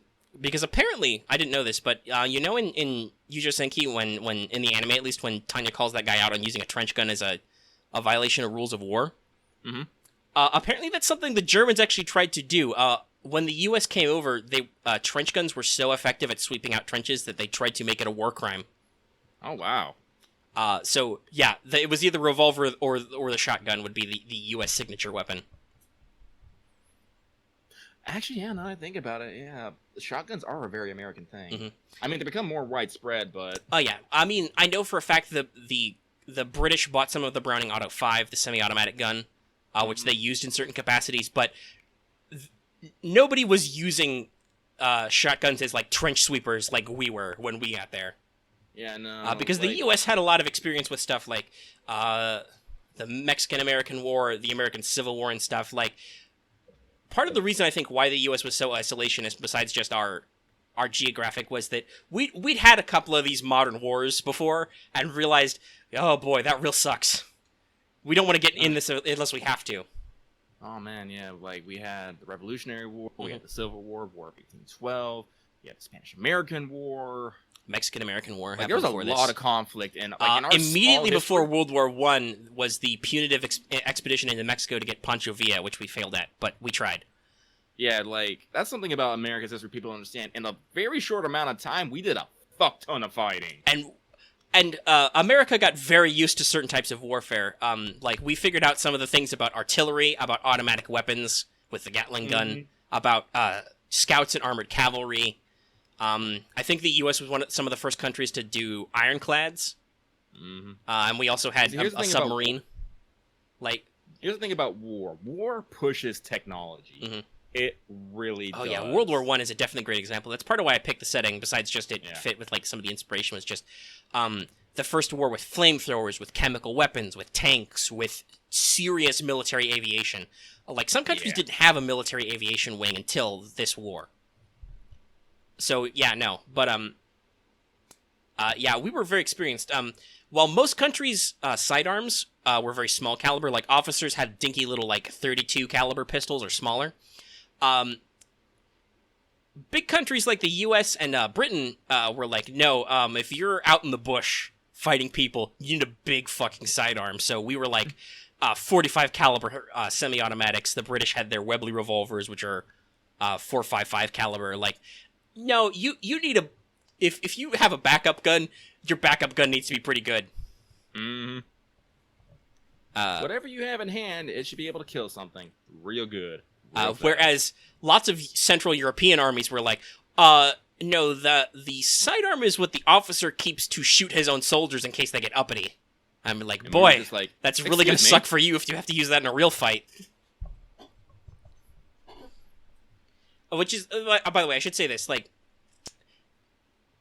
war is interesting in a lot of aspects for, like, how it drives people to do things, and it drives this weird innovation, right? Like, it drives an almost terrible form of innovation where you come up with new tactics and weapons, some of which are very shitty. Like, chemical attacks, real bad. Real rough. But Like, see, like, here's the thing it's about also like, all very these, like, interesting to scary- see how the human condition changes. well, like especially like, as we change this, because remember, all this innovation is so that our soldiers can be more effective and die less. Mm-hmm. Yeah. Like, as I mean, technology that's why the tank was invented, because trench war fucking sucked and nothing changed, and they were like, well, shit, we can't. There were a few years in there where they were like, keep going over the top. When everybody died, go over the top again. But after a couple tries, they learned they were like, well, shit, this isn't gonna work. We're gonna run out of food and we're gonna run out of soldiers. We have to figure out how to break trenches. Yeah, which is where you this get is tanks, why, you get like, stormtrooper food tactics. preservation techniques came about, medical technologies came about. Oh, yeah, no. I said weapons. Like, how do I kill people better without risking my own guys? Mhm. Like, literally, that is what war technology is all about. And a lot of that war technology then gets turned around and put into civilian technology when it's all done. Cell phones, the internet, loads and loads of medical techniques. Drones are probably an example of that. Yeah. And so basically, that's the thing. So yeah, like, when you think about it, I'm not entirely sure. Like I said, this is Lucky being evil again, but ethics and moral in war is a really, really, I don't want to say a hard pill to swallow, but it's something that, it's definitely put on a scale. Mhm. It's like, yes, Like, I do think there are certain conducts of war that you can follow, because you can be very efficient at killing people without having to do certain things. yeah, Chemical weapons are a good example of that. yeah, because like, you shouldn't make people unduly suffer. and that's like, and unfortunately, that's what a lot of chemical weapons do. A lot. Major Like, chemical weapons in World War One was mustard gas, which is a blistering agent, Yeah. and then chlorine gas, which just kills you. And technically, directly poisoning people was, I think, against the codes of war, so it all had to be aerially dispersed, which means it was very indiscriminate. Yeah. After World War One, I think there were regulations done about flamethrowers, because that's a really shitty way to kill people. Oh my god. Like, we like to think flamethrowers are cool, but oh man, that's just that's real wrong. It's real bad. I made you guys feel that way in our Star Wars game. You used a flame projector once to kill some Imperials, and you were like, I don't think we like doing this. Let's never do this again. Yeah, no, I was literally like, no. Like, because Right. I actually thought about it. Like, here's the thing. Burns don't, like, when someone gets set on fire, generally it's not the burns that kill them. It's like their lungs being seared.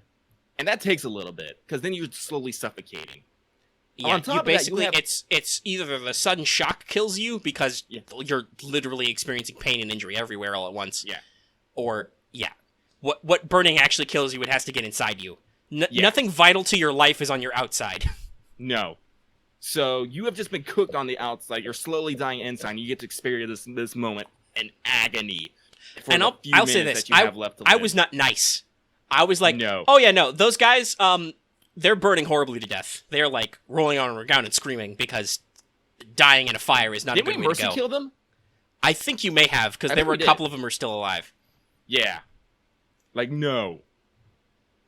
It's like, I'm an evil person, but I definitely advocate efficient and quick. Mm. It's like, you want to kill as many people as quickly as possible with minimum risk to yourself. Mhm.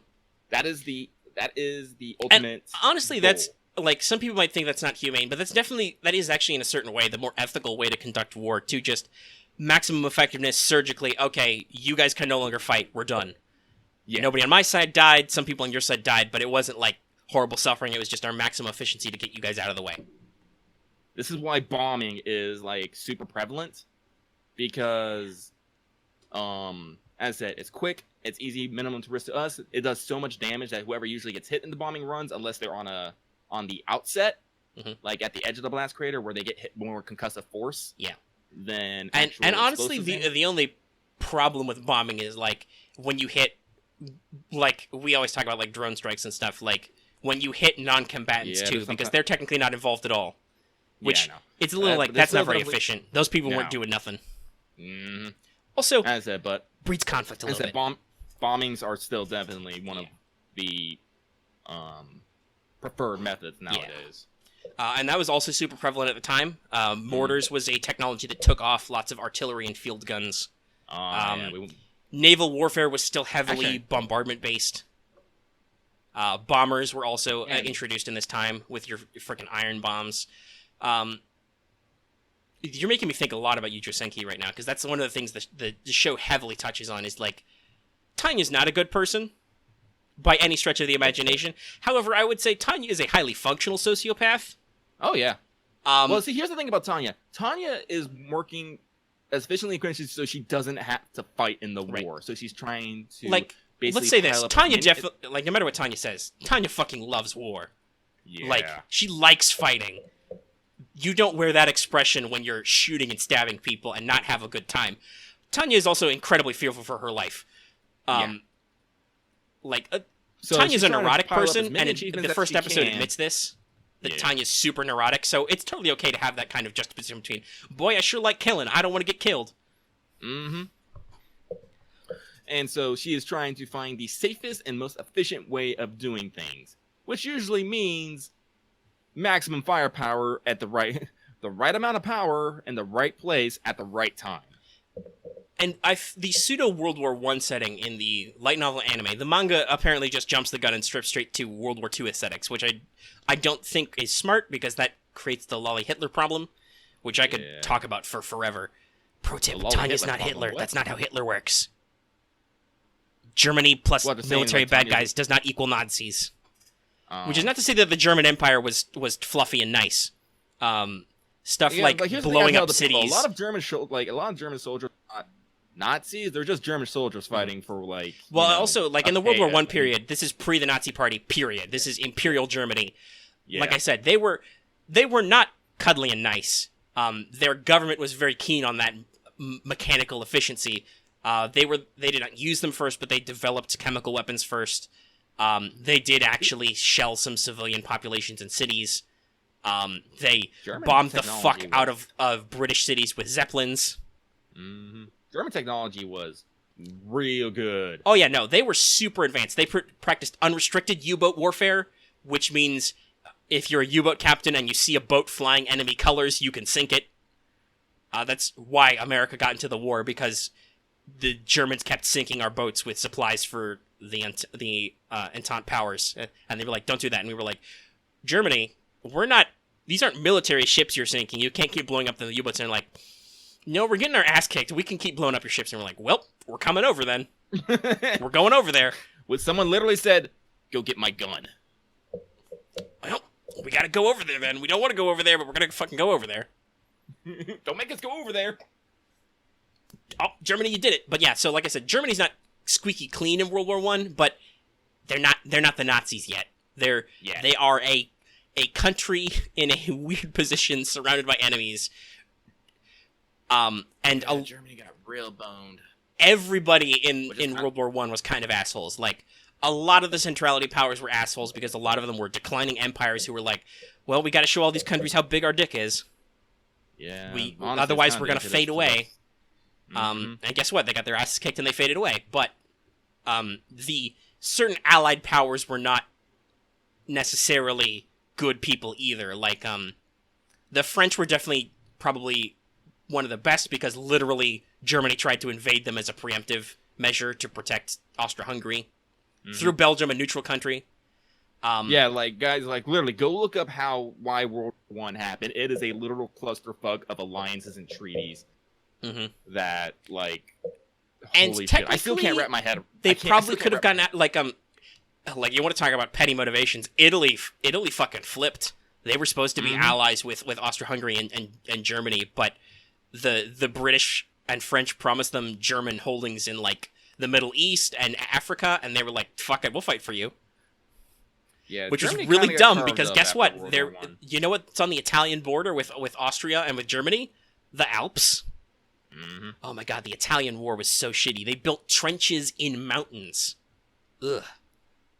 Which, by the way, is why one of the possible specializations for your expanded unit rules is you can be mountaineer troops because, like I said, I'm not trying to whitewash this war. While my setting is certainly is a little more liberated and advanced because of magic. Like, for instance, I said this, like, egalitarianism is really big because it's real hard to tell women they can't vote when they can blow you up with their mind.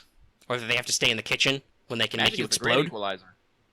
Yeah, no. So magic is a great equalizer. Like, lots of imperialism and colonialism was toned down because, well, golly gee, I don't know if just because these natives can't use guns doesn't mean they can't blow you up with their mind. Maybe we should treat them carefully before we waste a lot of resources.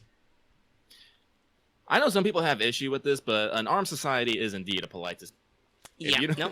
There is a certain amount of respect that is given when you're like, any given person here could have the ability to fight back if I start shit. Mm-hmm. Like, nuclear deterrence is another crazy theory, but technically it worked until the other side economically collapsed, right? Like, it got spooky a couple of times, but day to day, it really did actually keep people going, well, I really don't want to destroy all humanity. Yeah. It's like, that's literally the Cold War. It's like, we both got all these nukes, and we're just, like, staring at each other from across the ocean. I think nuclear proliferation did shitty things to the mentality of a lot of those people, but the deterrence factor still, fundamentally, it did historically work. Would it have worked forever? I don't know. But it worked until the climate changed. But yeah, no, so Sometimes like... that's all you can do is a giant waiting game. But yeah, so like I said, like, part of this idea is to juxtapose, because a lot of soldiers were like this. They were like, wow, this is kind of fucked up what we're doing for efficiency. Mm-hmm. So mages are like that. Like, a lot of the... Lucky, you've talked before about how you like the concept of noblesse oblige. Mm-hmm. That's very key in a lot of areas of this game, because mages are either outright the aristocracy or just, hey, guess what? You have magic. You can go a lot of places in your life normal people can't. Yeah, that's why I normal like people can still screw you over because, you know, one mage can't necessarily beat 100 angry peasants with pitchforks, especially if they have pitchforks and guns, self-loading rifles. But, like, you can do a lot more in your individual life. So, mages are out here fighting a war, and they still think this is a very honorable conflict. Like, it's even explicitly in the fluff. Mages don't like to kill other mages. Being branded a mage killer is often bad news. They prefer to, like, take hostages and ransom mages back in a very medieval style. But at the same time, you guys are in a war with, like I said, like, flak cannons, mines. I dredged up some weird World War II weapons, so, like, even if you're an aerial mage, you're not safe from mines, because balloon mines are a thing. They weren't destructed enough to work on planes, because planes are just canvas and balsa wood, so, you put a couple fragments, and then if you don't kill the pilot, it's a lot harder to break them that way. But, mages are just people in flight jackets, so, getting filled full of shrapnel from low-height balloon mines sucks for you. So, like, there's a lot of juxtaposition between that, we have a noble soul and mindset, and, oh god, war fucking sucks. Mm-hmm. Because war fucking sucks. Like, can your noble vials, like, stand up to this new kind of warfare? Mm-hmm. Yeah, so that's where a lot of the draw ends. And then occasionally, if you don't want to make it as focused on that, you can throw in demons and stuff.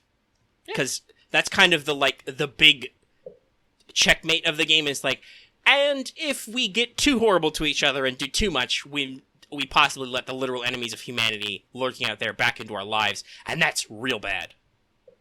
You know the stories about dragons and giants and stuff? Those were real, and we really don't want to deal with that shit again. Like, real talk, like, next time we play Mages of War, I totally want to be a dragon. Or the dragon spirit. The dragon descendant, whatever the one is. Yeah, Dragonkin. The dragon. I love dragon. Dragon. The blood of the dragon. Yeah. No, it's a thing. Because I fucking love dragons. Dragons are a big deal in the setting. I fucking love dragons. But yeah, no, like... And I think part of the reason why it works is because... Officially, demons have been gone for a while, so some people are like, demons didn't even exist. The enemy's not a real thing. By the way, that's their name officially. It's the enemy in capitals.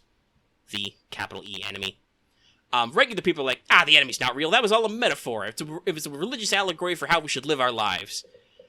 Mages are like, no, demons are real. We know because we have scary books about them. And we have magic to defend against them that works, so guess what? Demons are a thing. I never got around to it, but if I have an idea for like a short story collection set in the Mages of War universe, which would like touch on different elements of mages, kind of like reaching their adulthood and stuff. And the story for the Venom Mage would be their coming of age rituals. They go into the catacombs below the maze-like catacombs below their family manor, where there's supposedly a demon that's sealed up and they have to survive. So yeah, no, demons are real. Get Rex on. That's actually one of the worst magic mishap roll is not you explode, though that's up there. It's a tear in time-space opens and whatever form of the enemy the GM picks pours out. So just, a troll could just pop out of reality and try and eat your face. Or a literal demon, a giant, a couple wyverns, chimeras. And I tried to make some of the supernatural abilities as effective as, shiny guns and stuff. But There's definitely something entertaining but terrifying about fighting an enemy you're not entirely sure you can beat. That's one of those things that like I don't like in games when you always have what you need to defeat whatever your enemy is. That's something kind of required in video games nowadays. They at least need to give you the opportunity to do it, right? Like, some games get around this by like you have to do certain learning. Like a lot of the Dark Souls type games, where it's like you have to study the enemy to have the right tools to beat them. Yeah, but like, well, Dark Souls definitely punishes you for failing, but it doesn't stop you. True, because you can always dying. The worst thing is you lose your soul. You might have been saving up to get some sweet upgrades or whatever. But, usually you can get back to that farm, pick him up, and try again. In Tabletop, though, that is rarely the thing. Like, if you die, it's done. There goes your character. Mm-hmm. Burn your character sheet. Go make a new one. And so there's a lot of incentive to, especially in GMs I've seen, to, make sure that players are able to complete the challenge. But at the same time, I kind of feel like that's, kind of hand-holdy at times. There's definitely different schools of GMing. I should sit up for this because I'm probably going to talk a lot. Because, hey, guess what, guys? I GM a lot. I am the perma-GM of the group. I run all the games because nobody else will. That's not entirely true. Lucky has some designs for some games, but usually I'm the guy going like, hey, here's a new game. Yeah. Well, who's going to run it? I have a game. Yes, it's me. I have one player for that game. Hi, it's me. Because guess what? I want to fucking play games. I love to play games. Yeah. I never get to do it. I cherish those times I do, but... It's see, this is how I already know my play style is going to differ from Omega's, my jam style, excuse me, because I will put players in situations like, no, you are not supposed to win. You are supposed to run away. You should look at this threat, go, no, I can't handle that, and try and get out. And then, and also, you're explicitly planning on running a horror type game, too. Yeah. Explicitly because this is the themes I like. Mm-hmm. That's that's fair, and that's how I feel about certain games. Are definitely like that. Call of Cthulhu, you didn't find the magic book. Well, you're fucked. Yeah, Cthulhu's gonna eat you now. There is a path to victory, but it will come through trial, error, and luck. Mm-hmm. And I think that's definitely depending on your genre. That's a valid style. Like for Mages of War, I think, especially with the way I've written it to be, like there's a lot of possible nitty gritty inventory tracking. Carrying weight is a thing in the game, and it's important to track because I do actually care how much shit you're carrying. Because that's the primary problem solving is, do you have the right tools handy, or can you improvise with what you've got to solve this problem? Yeah. So there's a lot of heavy emphasis on, weird and unusual gear. There is an explicit weight, and there is mechanics associated with having stuff like having a pulley system, having a ladder, having construction tools, having ball bearings or engine grease. You might think, oh, that seems like a little nitty-gritty. It is kind of, so if you don't like that sort of thing, Mages of War might not be for you. But in play, the intent is, I get to ask, because I wrote support for it, I get to ask those questions did you guys remember to bring engine grease so you can make your machines quieter? No? You're not as stealthy as you think you are. Yeah. You have to think Or, of these things, and that's uh, the things I want people to think. yeah. Because the thing is when you have less to work with, you have to think more outside the box. You can't just keep going to Which the is same solution. as annoying as over carry and over. capacity is. That's why that's usually why inventory systems exist, is because you have to balance your tools. Mm-hmm. You can't actually carry 50 guns. Yeah. I mean, other than that one shot of that one guy covered in like machine guns and law rockets, he's not using those guns either. Like he's just literally they're all strapped to his body and he's carrying them. But you can't like functionally carry like a dozen guns and switch to them. It's not how that works. And in Mages of War, there's like, unless you go begging for spare ammo, there's a hard cap on how many reloads the government gives you. Which is very true in a lot of wars in World War I had supply problems because they were using food and ammo at a very high rate without necessarily doing a lot. I feel real bad like every time I read about the logistics. I love logistics. I really do. Like talk to Omega. Anytime we start a game, I always start setting up like some sort of base system and like start making you want a headquarters, you want to know what supplies you have, you want lines for north supplies, you want resources you can move around. Yeah. With Mages of War, because of your interest, you definitely pushed me a little in that direction, because at the same time, that's also what the game is about. Like, I wrote rules for starvation, for being fatigued, for, like, running out of water, for being in extreme heat or cold. Like, no.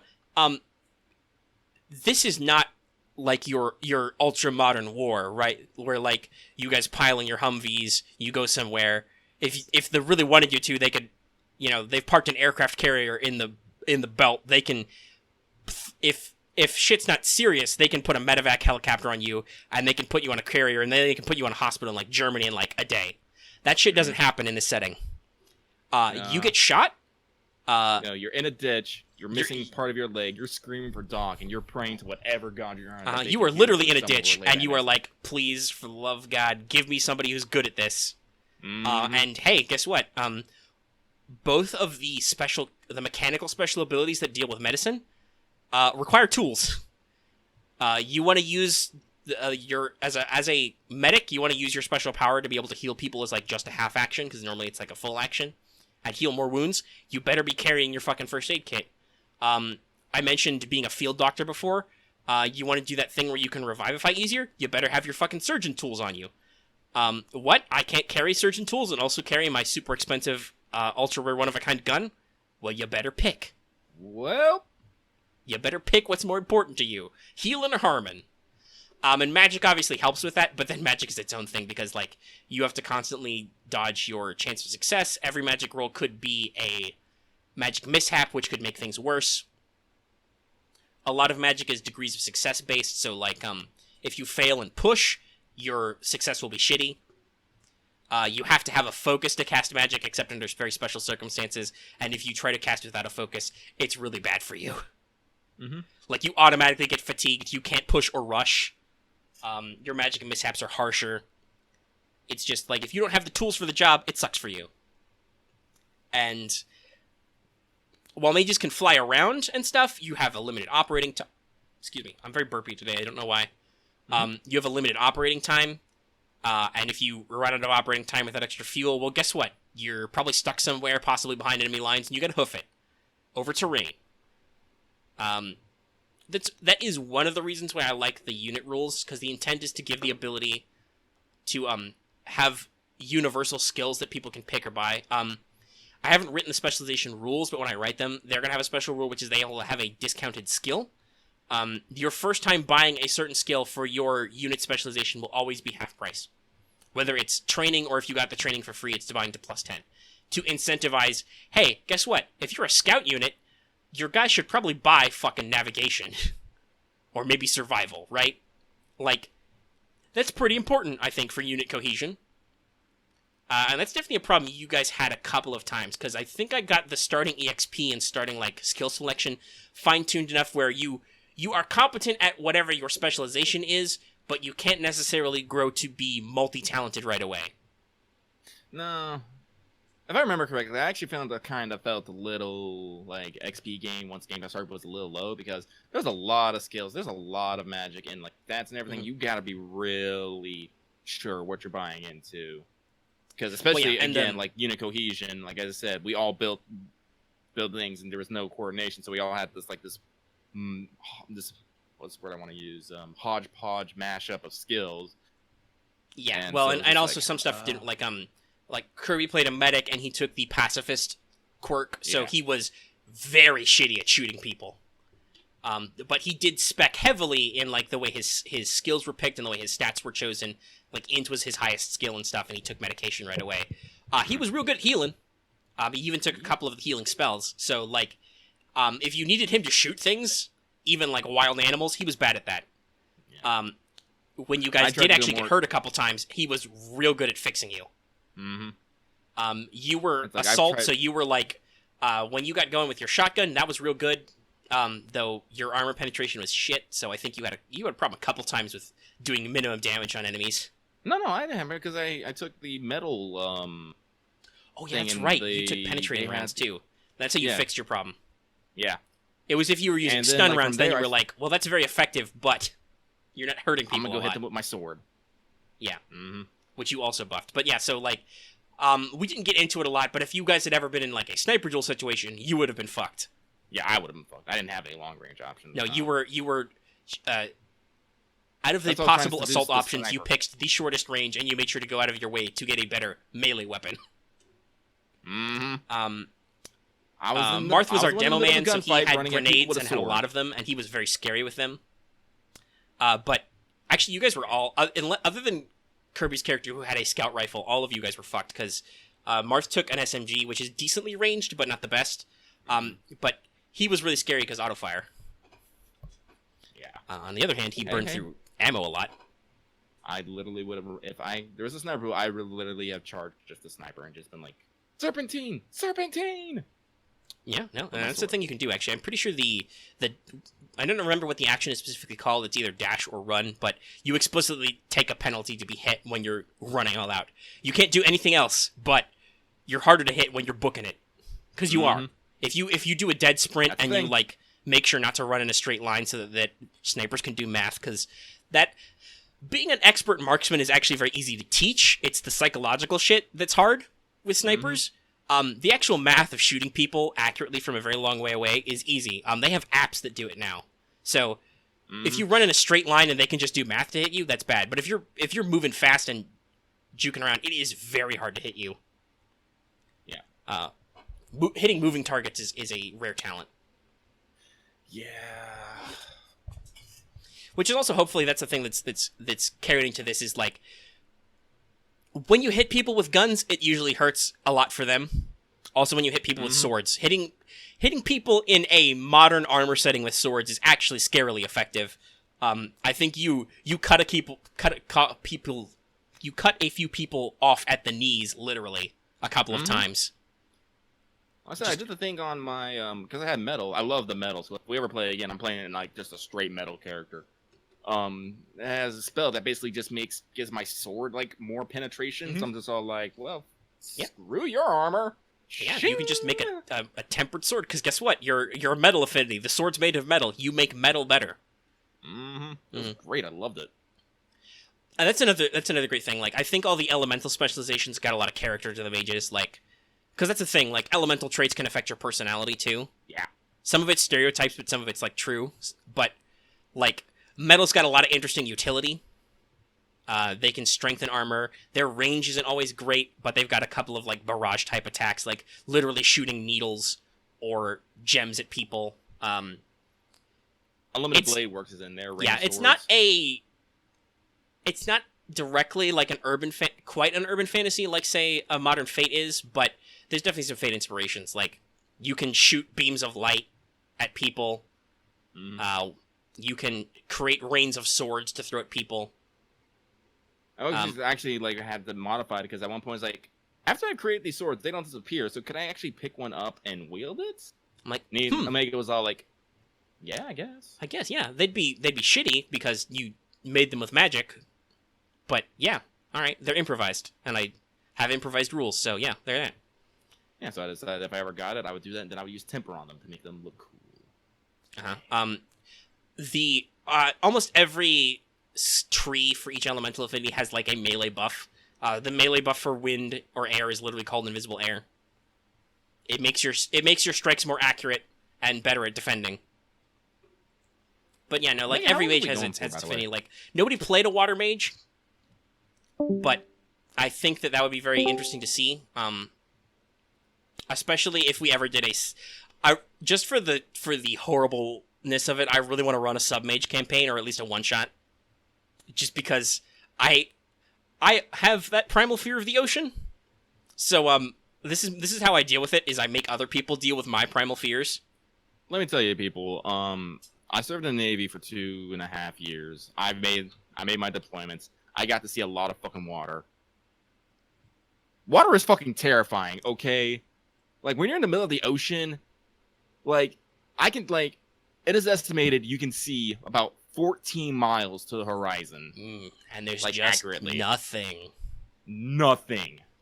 I remember when I went to go see Infinity War, one of the trailers before it was one of those fucking boat movies, well, you know, based on a true story. There's a storm, like the sail gets broken off, and they're just in a boat in the ocean, no idea where the fuck you are. I'm like, I will never see that movie. I don't want to deal with that situation. The ocean is big, deep, and terrifying. Like, they wanted me, like, originally, like, I scored high on my ASVAB. As I said, Lucky isn't smart, but he's super fucking intelligent. And they wanted me to go into the nuclear program, and the nuclear program almost always puts you in submarines. Yeah, no, fuck almost that. always. I'm all like, no. You are not... God, I think we talked about this last week when we talked about submarine crews. Being in a can under the water, let alone a fucking nuke sub. Oh yeah, no, we've got a nuclear reactor, and probably, especially if you're like an SSBN, that's a nuclear ballistic missile submarine, you're armed with nuclear weapons as well. Like, no, it's a lot of stuff on a person in a tin can under the ocean. Ugh. No, like, I don't like going swimming in the ocean because I'm afraid I'm gonna get caught by a fucking riptide, okay?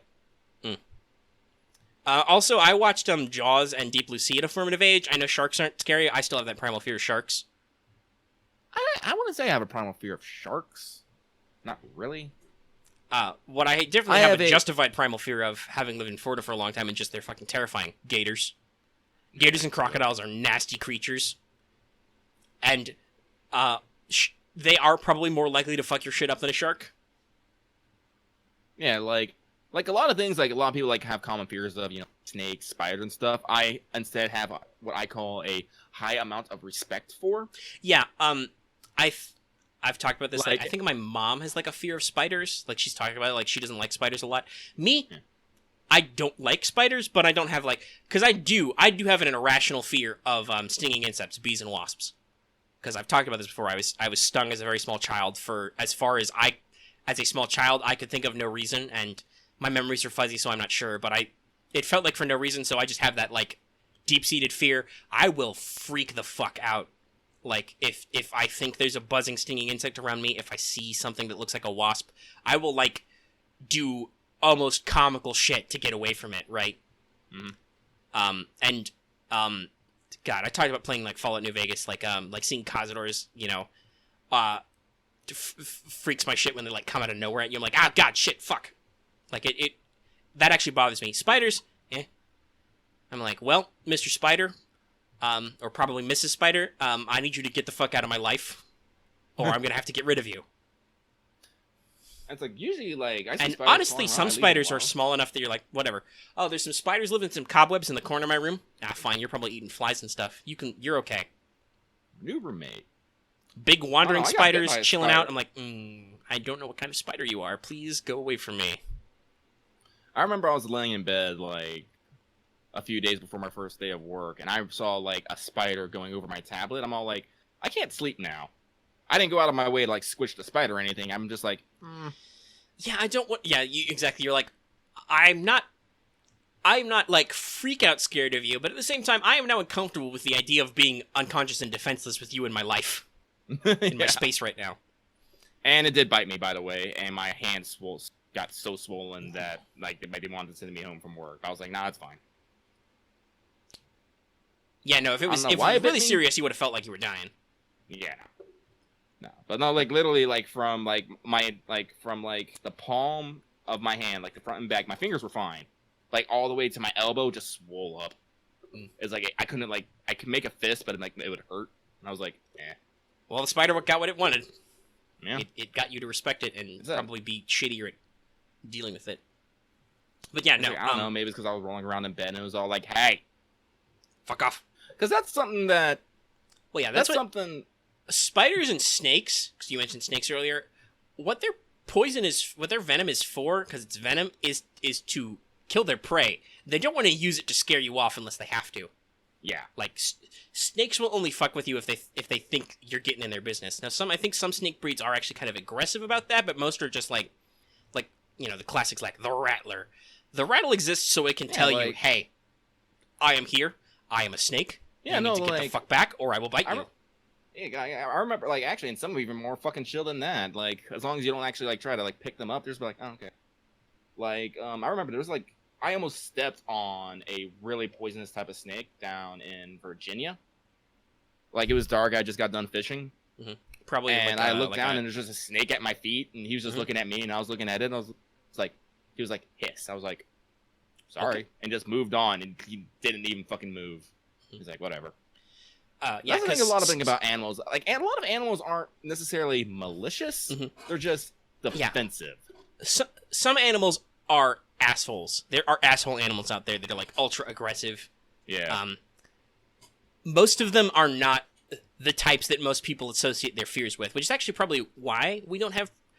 Because just an aggressive asshole animal is like, well, you're just a mean, like.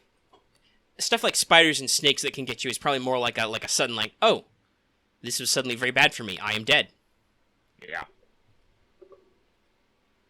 But yeah, no. So, but yeah, like I've talked about this. Like, that is what I like to do, is to put my primal fears on other people.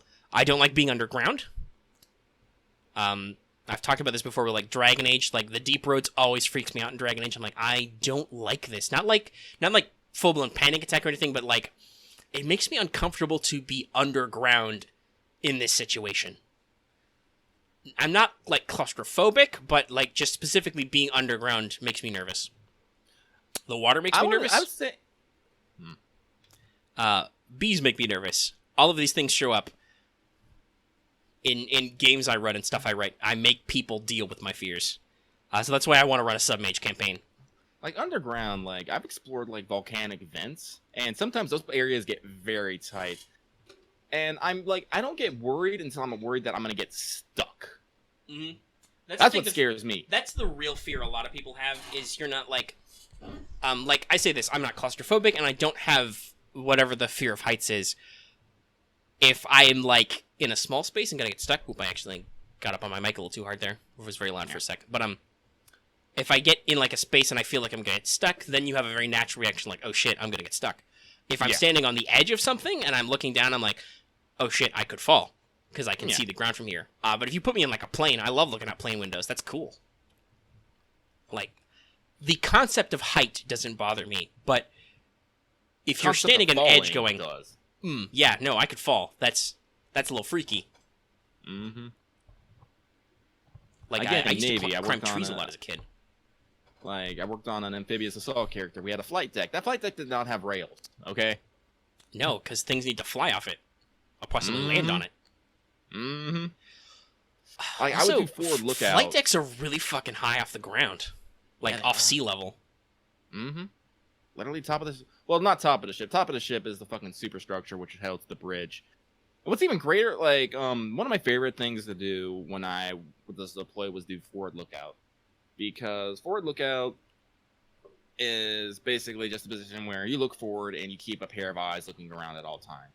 Kind of a redundant position because we have all this technology and all these other eyes, but apparently they want fucking people who have nothing better to do it anyway. Welcome to the military. We'll find a person to do a dull job that we do with technology anyway. Yeah. But forward lookout on the USS Iwo Jima would be in the superstructure on top of the bridge. You would literally go out, go up some stairs, and sit and... Well, you're not supposed to sit, but we fucking did anyway. On top of the bridge, you'd be, like, literally the highest person at the highest point on the ship that a person can be without like climbing into the antennas and stuff. And it was fucking great. Like, you can see all around you. Like, yeah, there's a lot of blue, but guess what? You can see, like, other ships. Sometimes you see whales, like, clouds, planes. Like, it's like you see what's going down on the flight deck. I once saw a helicopter spontaneously combust in the fire. I saw a jet almost crash and had to get pushed into the sea because, guess what? Fighter jets have a lot of magnesium in them, and you can't really use chemicals or water to put that out because it just breaks it down, and makes more fire. So the only way you can deal with a magnesium fire is to literally push the thing overboard and let the ocean claim it. Yeah, planes especially are really nasty and bad if they're on fire and stuff. It's real bad news. They're very expensive, so they'd prefer if you didn't put them in the ocean. But if you gotta, I'm sure aircraft carriers are a lot more expensive than planes. Yep. But yeah, being on forward lookout, yeah, there's no rails. It's just me up here with a headset on, sitting on an edge, like feet dangling. Like, this is my life. If I slip, I'm gonna die. The bridge are gonna hear a ah! And see my body go down for like a second. And they're gonna wonder, what the fuck was that?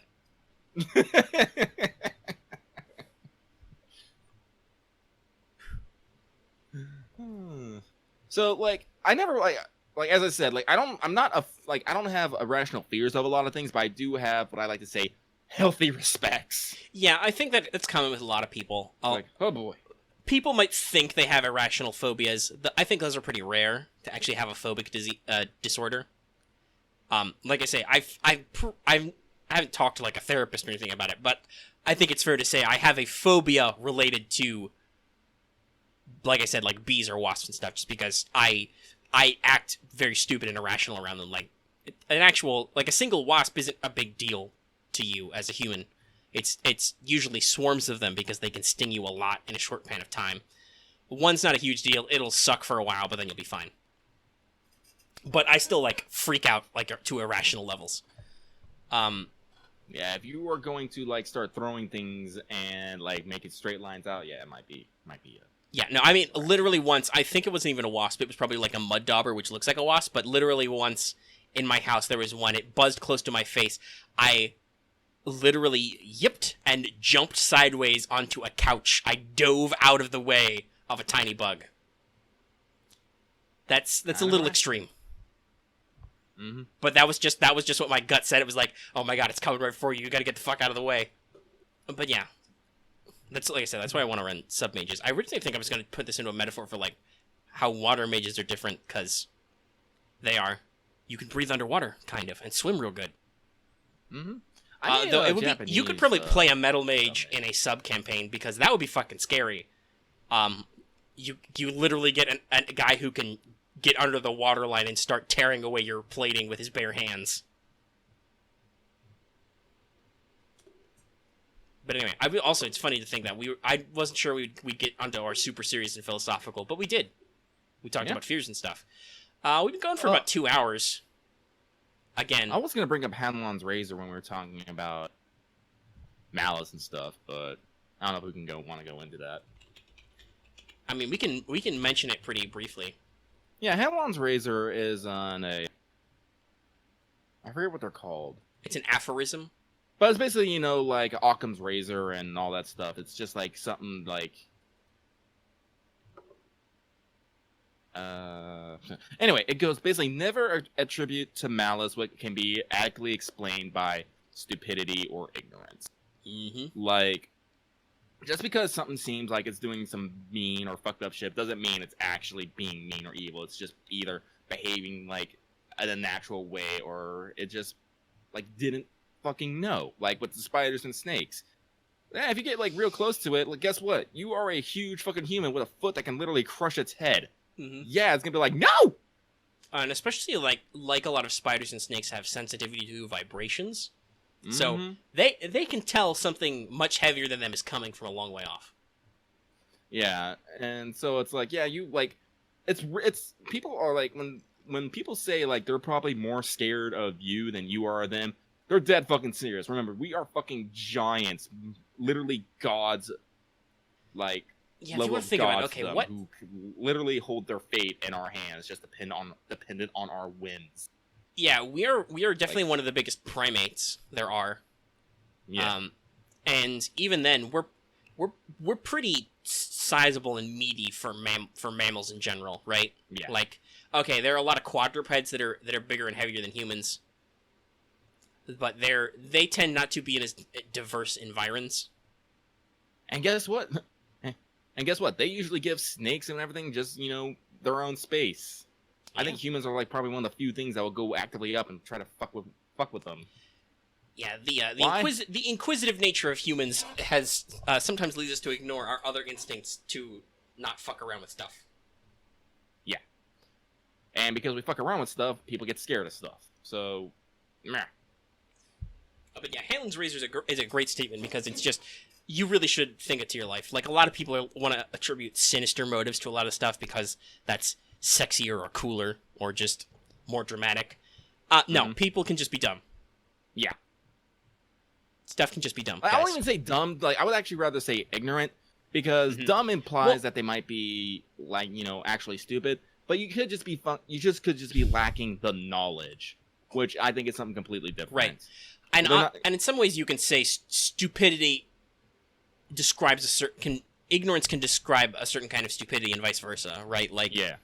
Like, some people do mean, when they say dumb or stupid, like, they do mean, like, just unintelligent in general. But most people who are stupid, especially with humans, most things that are stupid about stuff, it's because they don't know any better.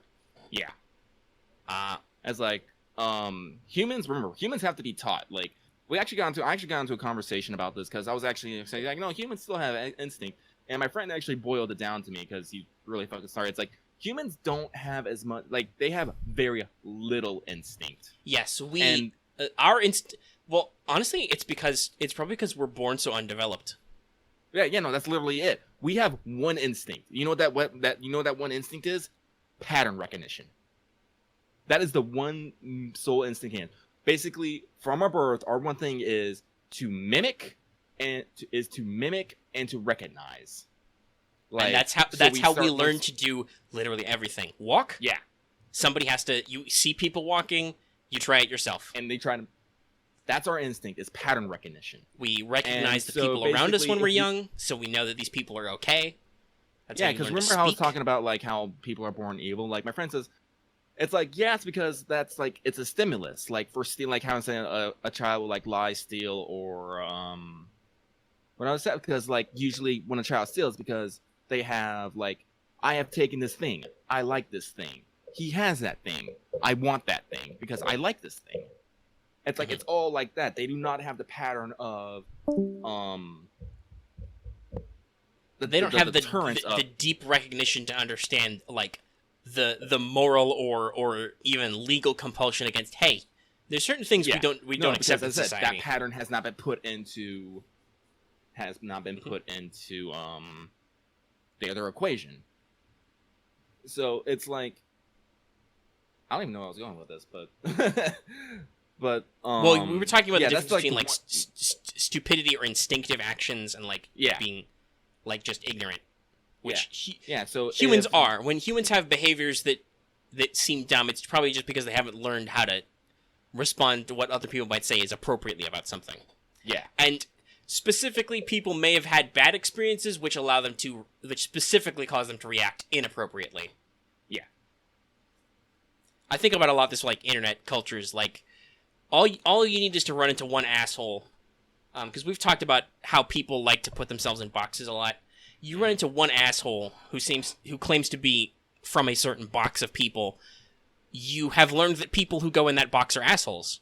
That's not literally true, but that's what you learned from that encounter.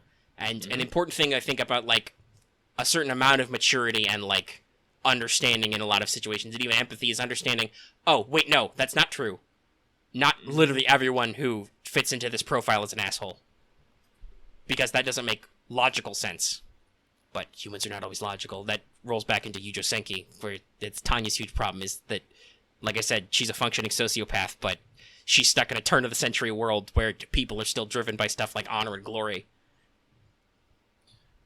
I honestly, I sympathize with her things, like especially at the end of the anime when everyone's all like, "Oh yes, victory, huzzah!" And Tanya's just like, "No, we have to finish them, otherwise they're just gonna come back." And they're like, "Oh no, it's fine. We whooped them good." And Tanya's like, "No, you idiots! You signed an armistice, which is a cessation of hostilities. It is not a permanent peace treaty. You did not demilitarize them at all. They're gonna leave and come back. God damn it!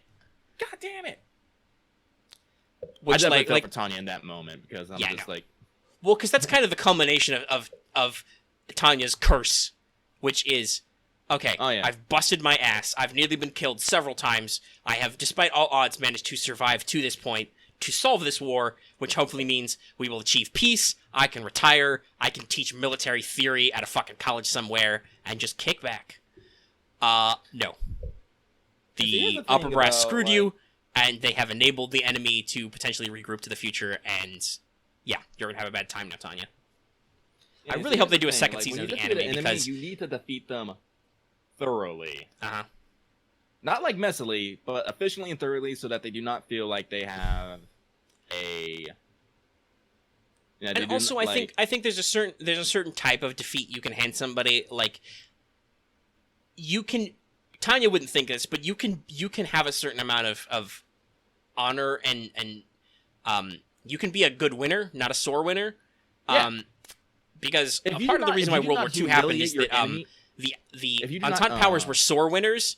They heavily punished Germany and put Germany in a really bad situation for a couple of decades, which caused certain behaviors to cycle around and caused a whole, problem with the second one of those.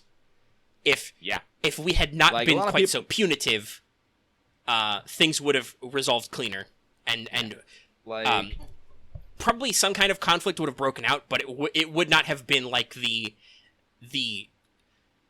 psychological conditions to build up that type of nationalism, type of imperialism almost again. Yeah.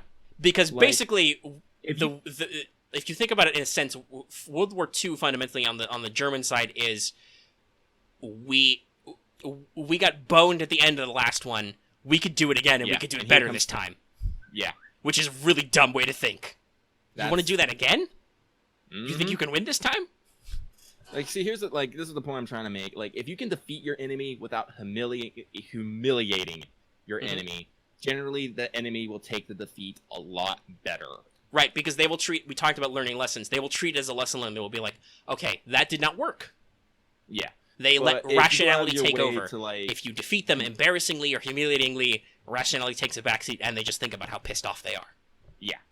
Which cycle of revenge is a huge theme in Youjo Senki.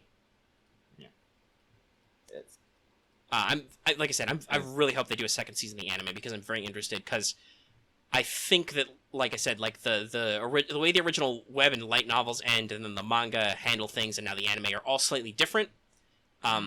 Though the anime was obviously with the input of the original author, and I'd really like to see them revisit it and go more. Because I think, like in the original light novels, Tanya lives through the war, and becomes basically like a big boss. They become a mercenary because Tanya finds civilian life dull. Which I think would be slightly ironic that once again Tanya gets what she wants, but then she's like, oh fuck, this isn't nearly as entertaining as I thought it would be. Well, see, here's the thing. Like I said, human nature. Like, all the experiences that you build up over your life, they don't go away. They never go away. They might get covered up. They might get, like, shunted to the side, but that'll always be a part of you. And if you're real good at killing people, it's going to be real hard to stop killing people and pick up a different life. It's real hard. Yeah. But yeah, so, like, it's really interesting.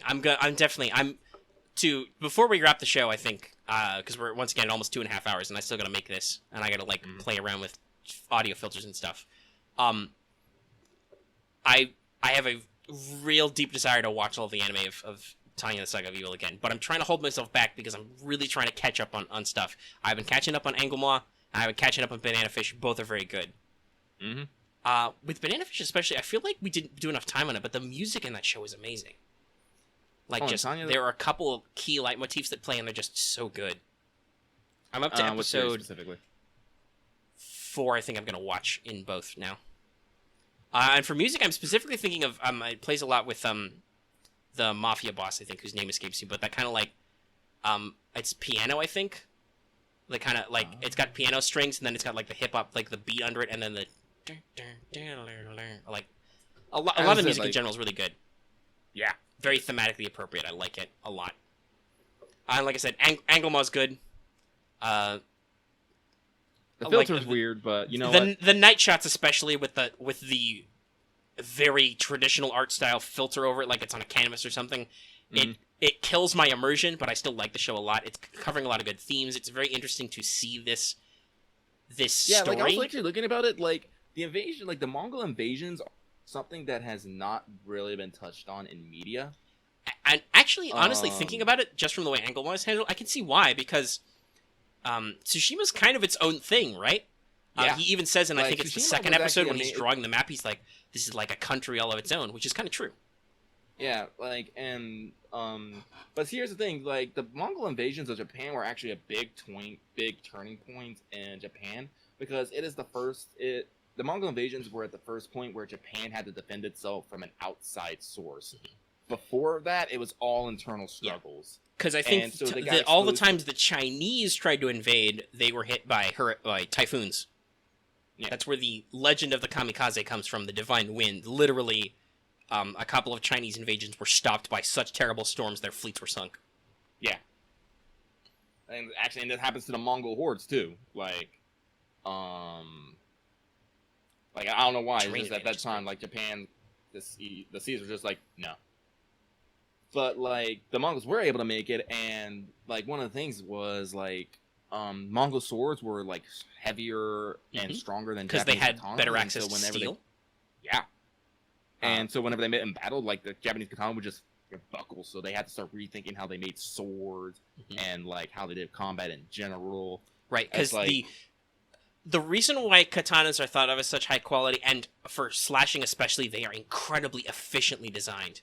It's because the amount and quality of iron in Japan really sucks. It really sucks. So they had to excessively engineer and fine-tune a sword to be like, with the least amount of iron we have, we can make the purest metal with the most efficient design for cutting. Which is why the katana is the way it is. And it's real good at that. It's not like a balanced, like an arming sword, what we think of as the long sword in Europe, which we're able to stab and slash because we had just fucking iron all over the place. Yeah. It's like their armor, like, Japanese, like, samurai armor, it's actually strong enough to stop a bullet. Like, oh, yeah, no, like, well, low caliber bullet. It's lacquered wood. Which you might think, oh, wood's not that strong. Shoot a tree sometime. How far does a bullet go in a tree, right?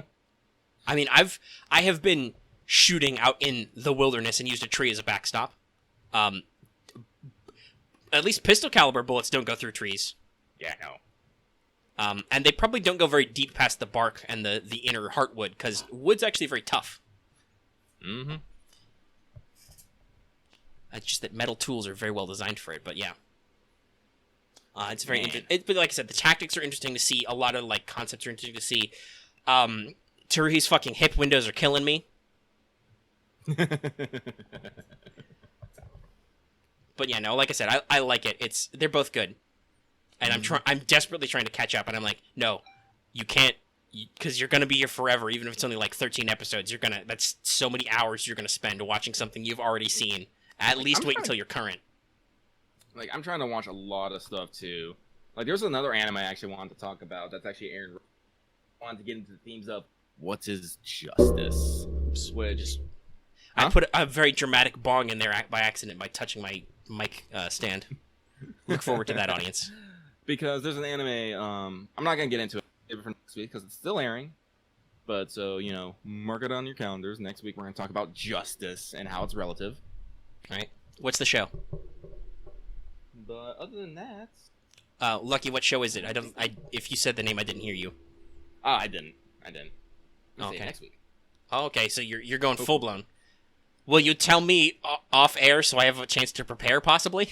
Yeah, sure, why not? I'll tell you off air. Okay.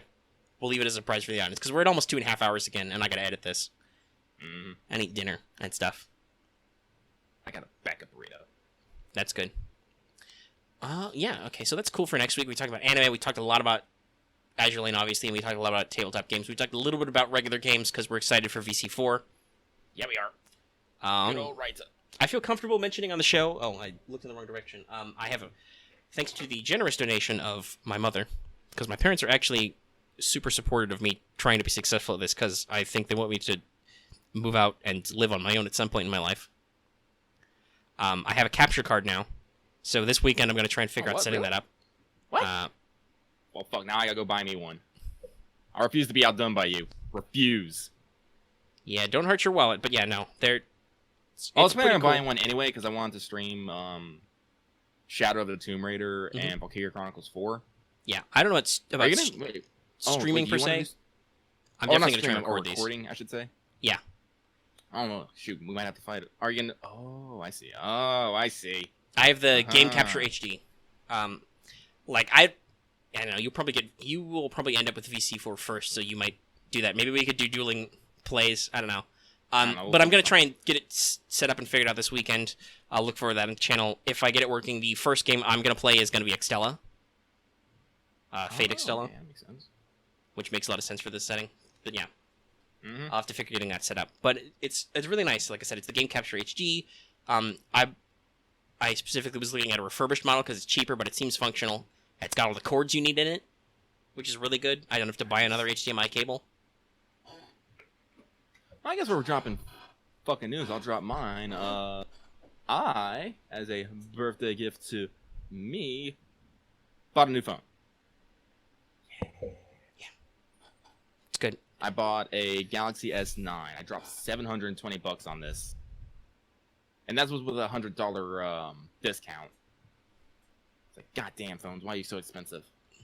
I don't know why, but they are. But it's good. You got a good phone, and maybe you can do phone stuff now. Yeah. So now I can do roll videos, and people can see the fresh salt. But yeah, that's good. It should be here tomorrow. Shoot, what was I gonna? Oh, I was gonna mention that it's belated, but I'm also getting you a birthday gift. Thanks to that address, I'm finally gonna send you some stuff. Yeah, I like stuff. But it's a heavy box, so I don't know how long it'll take to get there. Because mail. But all right, I think it's thundering outside, so we should probably go ahead and wrap this up before anything untoward happens. All right, everyone. Well, my final words for you is: even if you're an adult, celebrate your birthday and try to have a good time with it. Like, just because you're getting older doesn't mean you can't enjoy the things that you used to when you were younger. On that front, I will say, I think especially as an adult, celebrating your birthday really should be for you. So do stuff you want. Like, I'm not a really big party person. I don't make a big deal on my birthday just because that's my nature. But still, like, it's nice to have a day for me. Yeah. Get some new stuff. Have some fun. All right. So, if you like this video, give it a like. If you have any comments about anything, give them in the comment section down below.